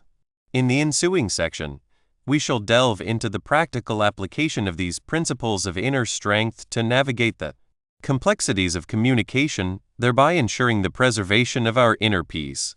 3. Continuous personal growth. The cultivation of an unflappable mind is not a singular achievement, but rather a perpetual endeavor.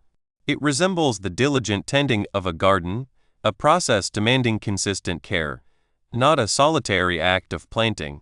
One does not expect a flourishing orchard from a single seed and a solitary watering. Rather, it requires daily nurturing, vigilant weeding, and the unwavering provision of sunlight. The development of emotional resilience mirrors this practice precisely. It is an ongoing journey, a ceaseless commitment to growth, wherein each encounter, each fleeting sensation of annoyance or the sharp sting of criticism, presents an opportunity to irrigate that inner garden, fostering its strength. Consider resilience not as an innate characteristic, akin to one's eye color, but as a cultivated skill. The notion of being inherently too sensitive or naturally calm is a misapprehension. It is a capacity honed through practice, much like learning to ride a bicycle. The initial wobbles may tempt one to abandon the effort, yet with each attempt, a firmer grasp of balance emerges. Emotional resilience operates on the same principle. It is the muscle strengthened by the repeated choice to respond rather than simply react. It is the understanding that when words irk, they are not evidence of a failure in composure, but rather an invitation to refine one's equilibrium. This philosophy of continuous advancement necessitates the embrace of incremental, consistent progress. We are often drawn to the allure of dramatic transformations, yet profound change rarely manifests in such a fashion. Envision the construction of a robust edifice. It is not erected with a single colossal stone, but through the meticulous placement of one brick upon another, each carefully aligned. Every instance where one observes rising agitation and, instead of succumbing to the emotional tide, consciously chooses to inhale to recall the principle of grounded neutrality. This is a brick. It involves refraining from mirroring another's agitation, eschewing defensiveness, and maintaining an inner equilibrium. That singular breath, that deliberate choice, is a brick. Though it may appear minute, even inconsequential, the cumulative effect of laying thousands, tens of thousands, of such bricks creates an impregnable structure, a mind fortified against adversity. How, then, do we ensure this ongoing practice does not devolve into a burdensome obligation, an unending uphill struggle?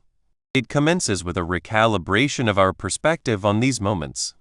Rather than perceiving provocations as impediments, let us reframe them as pedagogical opportunities. Each instance of perceived slight, criticism, or an attempt to provoke a reaction serves as a signal, a subtle red flag indicating a lesson to be learned. It illuminates a trigger, a vulnerable point, and comprehending these triggers is the inaugural step toward neutralizing their power. Consider Sarah. She navigated a bustling office environment where a colleague, Mark, possessed a penchant for barbed sarcasm that invariably targeted her insecurities. For years, Sarah would either retaliate with her own sharp rejoinder, experiencing a fleeting sense of triumph followed by remorse, or she would withdraw, nursing a day-long sense of diminishment and resentment. These interactions solidified her conviction that she was incapable of managing Mark. Then Sarah resolved to adopt a different strategy. The subsequent time Mark delivered a condescending remark regarding her presentation style, instead of feeling the familiar flush of heat rise to her cheeks, she paused. She drew a slow, deliberate breath, as previously discussed. She did not feign indifference, but neither did she permit anger to engulf her. She simply observed the sensation. She noted the quickening of her pulse, the tightening of her jaw. She recognized, this is a trigger. What is it about Mark's comment that evokes this response? She discerned that the discomfort stemmed not solely from the sarcasm, but from an underlying fear of inadequacy, of vulnerability. Mark's words, however carelessly, had inadvertently exposed. Rather than engaging with Mark's sarcasm, Sarah opted for a simple, courteous reply. "Thank you for your feedback, Mark. I will consider it." Her response was measured, neutral, and offered Mark no leverage. He appeared momentarily taken aback, then shrugged and moved on. Sarah, however, experienced a profound, quiet sense of accomplishment. Not a boisterous, external victory, but a deep, internal affirmation. She had resisted the urge to react. She had transformed the moment into a learning experience. She had added another brick to her edifice of resilience. This approach is not about succumbing to passivity or allowing oneself to be exploited. It is about judiciously allocating one's emotional resources. When one reacts impulsively, emotional power is ceded to the instigator, rendering one a mere puppet dancing to another's tune. Conversely, by practicing grounded neutrality, one retains agency. The power to choose one's response remains intact. One can elect to offer a clear, composed explanation, employ gentle humor as a deflection, or, when necessary, politely disengage. Each of these deliberate actions signifies an augmentation of one's self-mastery, an expansion of one's inherent capacity. The key to rendering this continuous growth both manageable and gratifying lies in self-examination. This is not an exercise in self-recrimination when one falters, but rather an act of honest, compassionate observation. Consider it a series of regular self-assessments. How am I performing? What strategies are proving effective? Which are not? What circumstances tend to provoke my sensitivities? What internal narratives emerge when I feel challenged? To seamlessly integrate this practice into the fabric of daily life without succumbing to overwhelm, begin with small, consistent steps. Discard the pursuit of perfection. Aim instead for progress. If you find yourself reacting in a challenging exchange, do not despair. Simply acknowledge the occurrence. Very well, I reacted. This indicates a need for further practice. Then, in a subsequent analogous situation, endeavor to intercept the reaction slightly earlier. Perhaps you can consciously inhale before uttering a sharp retort. Perhaps you can pause for a fraction of a second longer before your countenance betrays annoyance. Each incremental advancement represents a triumph. Consider the concept of trigger tracking. When something elicits distress, document it retrospectively. What transpired? Who was involved? What was said or done? Crucially, what were your emotional responses? What thoughts coursed through your mind? This is not an indulgence in negativity, but rather an exercise in information gathering. It is akin to a detective meticulously investigating one's own emotional responses. For instance, if you observe that remarks concerning your punctuality consistently provoke defensiveness, this is a significant clue. It may stem from childhood experiences where a parent's stringent criticism of tardiness fostered a deeply ingrained insecurity. When a casual comment about time arises, it is not the remark itself that resonates, but rather the echoes of that unresolved feeling of inadequacy. Recognizing this connection is profoundly empowering. It reveals that the external stimulus loses its potency when the internal root has been addressed. This self-awareness serves as the navigational instrument for your personal development. It illuminates the underlying reasons for your reactions. It allows you to perceive that your buttons are frequently linked to deeply held beliefs or personal narratives. When these patterns are identified, you can begin to gently challenge them, initiating the process of rewriting those ingrained narratives with more empowering ones. Let us examine David. David, a manager, frequently felt inundated by the incessant demands and inquiries from his team, leading to a pervasive sense of irritability. His sharp retorts toward his team members inadvertently fostered hesitancy in approaching him, perpetuating a detrimental cycle. David's trigger was the feeling of being overwhelmed and unappreciated, fueled by a belief that constant busyness equated to value. Through consistent self-reflection, David began to discern this pattern. He realized that when his team approached him, his immediate internal monologue was, "Here we go again, more demands on my time." This thought invariably put him on edge. He consciously began to reframe this perspective. Instead of viewing requests as burdens, he started to perceive them as opportunities to guide and empower his team. He practiced pausing, taking a breath, and articulating, "Let's examine this together. What is the most effective approach to address this?"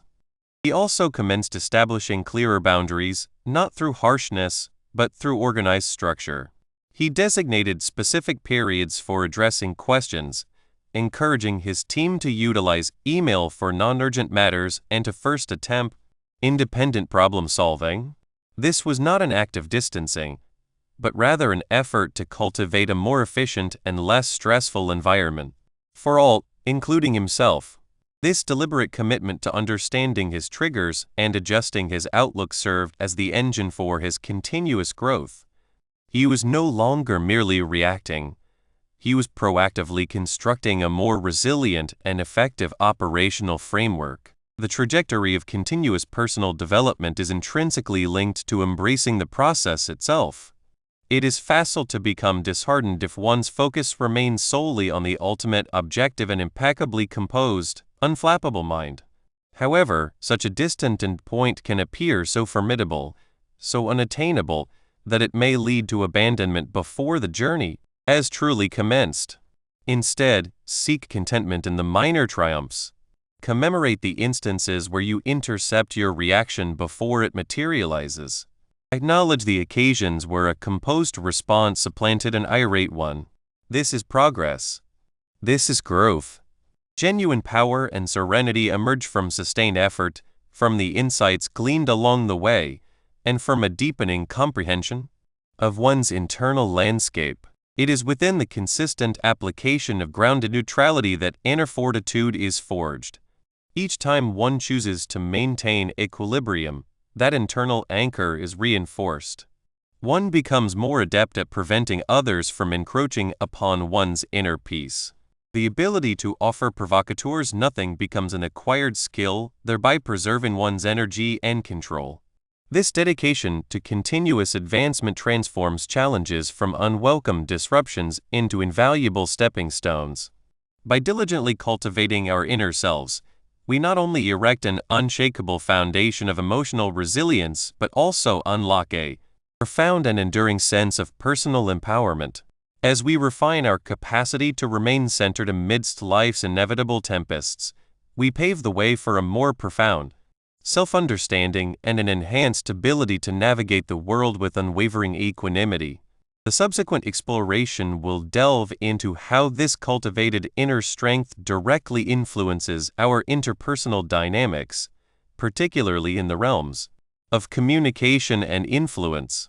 Conclusion: the Odyssey through these pages has illuminated a fundamental truth.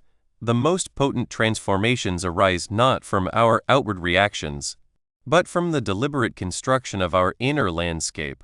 Provocation, criticism, and the relentless friction of difficult personalities can descend like tempests, threatening to shatter our serenity. Yet, the promise held within this book is that you need not be swept away. True fortitude, authentic peace, and genuine power emanate from within. It is the art of standing firm, not through combative resistance, but by nurturing a stillness that renders conflict superfluous. This central tenet we have explored, is grounded neutrality. It transcends mere stratagem or technique. It is a profound mode of existence, a fundamental recalibration that empowers you to become the unshakable architect of your internal realm, disarming those who seek to destabilize you and retaining absolute command of your emotional liberty. Consider, once more, the profound significance of this principle. Each instance of succumbing to anger, frustration, or defensiveness represents a forfeiture of our inherent power. We become automatons, manipulated by the provocateur's unseen strings. This ceaseless emotional attrition leaves us depleted and susceptible. It erodes our tranquility, clouding our judgment and diminishing our capacity for joy. Manipulators, in their myriad forms, flourish in this very vulnerability. They understand that a mere breach of our composure grants them dominion. But with the practice of grounded neutrality, you reclaim that sovereignty. You become anchored, connected to the steadfast core of your being. Much like an ancient tree, its roots deeply embedded, capable of yielding to the wind without succumbing to its force. You are moored, and you are neutral, not with a cold detachment, but by a conscious refusal to fan the flames of discord. You perceive the provocation for what it truly is, an attempt to undermine your equilibrium, and you simply choose not to engage. You decline to open the door they are attempting to force into your emotional sanctuary. Recall the strategies we have meticulously examined. Each serves as a pathway to this cultivated state. The deliberate slowing of your response, the subtle modulation of your tone, the offering of a measured, dispassionate observation. These are all mechanisms for interrupting the immediate, instinctual reaction. They act as a gentle yet effective buffer. Consider the customer service representative who, regardless of the caller's fury, maintains a composed and supportive demeanor. They do not mirror the anger. They project an unwavering, professional presence. The identification of your triggers, those specific stimuli that invariably provoke an automatic response, is paramount. It is akin to knowing the vulnerabilities of your defenses so you may fortify them, and the principle of offering them nothing is central. When an individual seeks to elicit a reaction, your very stillness becomes your most potent riposte. It is the divergence between a majestic gorilla calmly observing a yapping terrier, and the terrier exhausting itself with its own clamor. The gorilla needs no retort, its mere presence suffices. The ramifications of this internal shift are nothing short of revolutionary. When grounded neutrality becomes a consistent choice, the power dynamics within your relationships undergo a dramatic metamorphosis. Manipulators, whose leverage is predicated on your emotional volatility, find their tactics rendered impotent. Deprived of the reaction they covet, their strategies often falter. You possess your emotional autonomy, the freedom to feel as you choose, when you choose, unburdened by external dictation of your mood. This is not an exercise in emotional suppression. It is a deliberate selection of which emotions to act upon and which to allow to dissipate.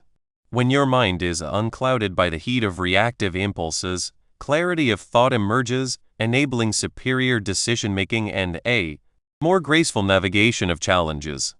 This is the bedrock of true resilience. You learn to withstand life's tempests not by evading them, but by standing firm within their midst. Internally, the benefits are equally profound.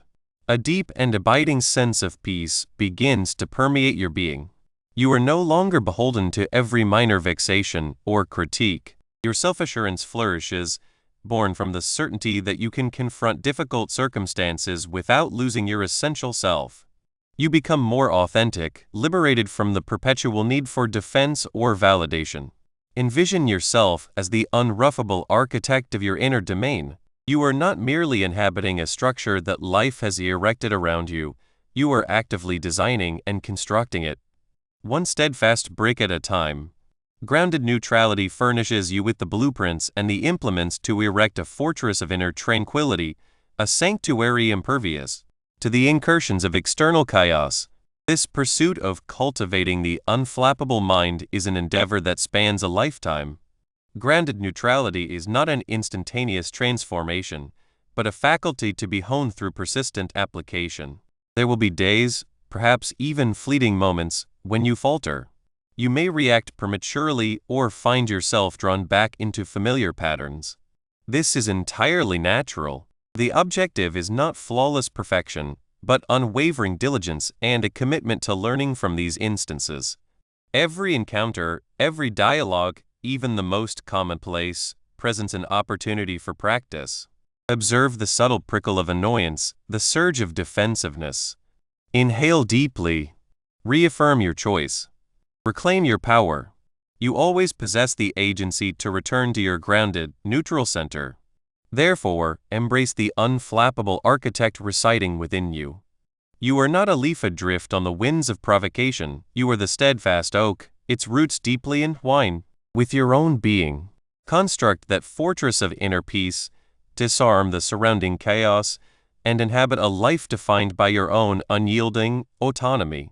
May this book serve as the cornerstone for your continued evolution, empowering you to greet each dawn with serene fortitude and an unshakable inner core.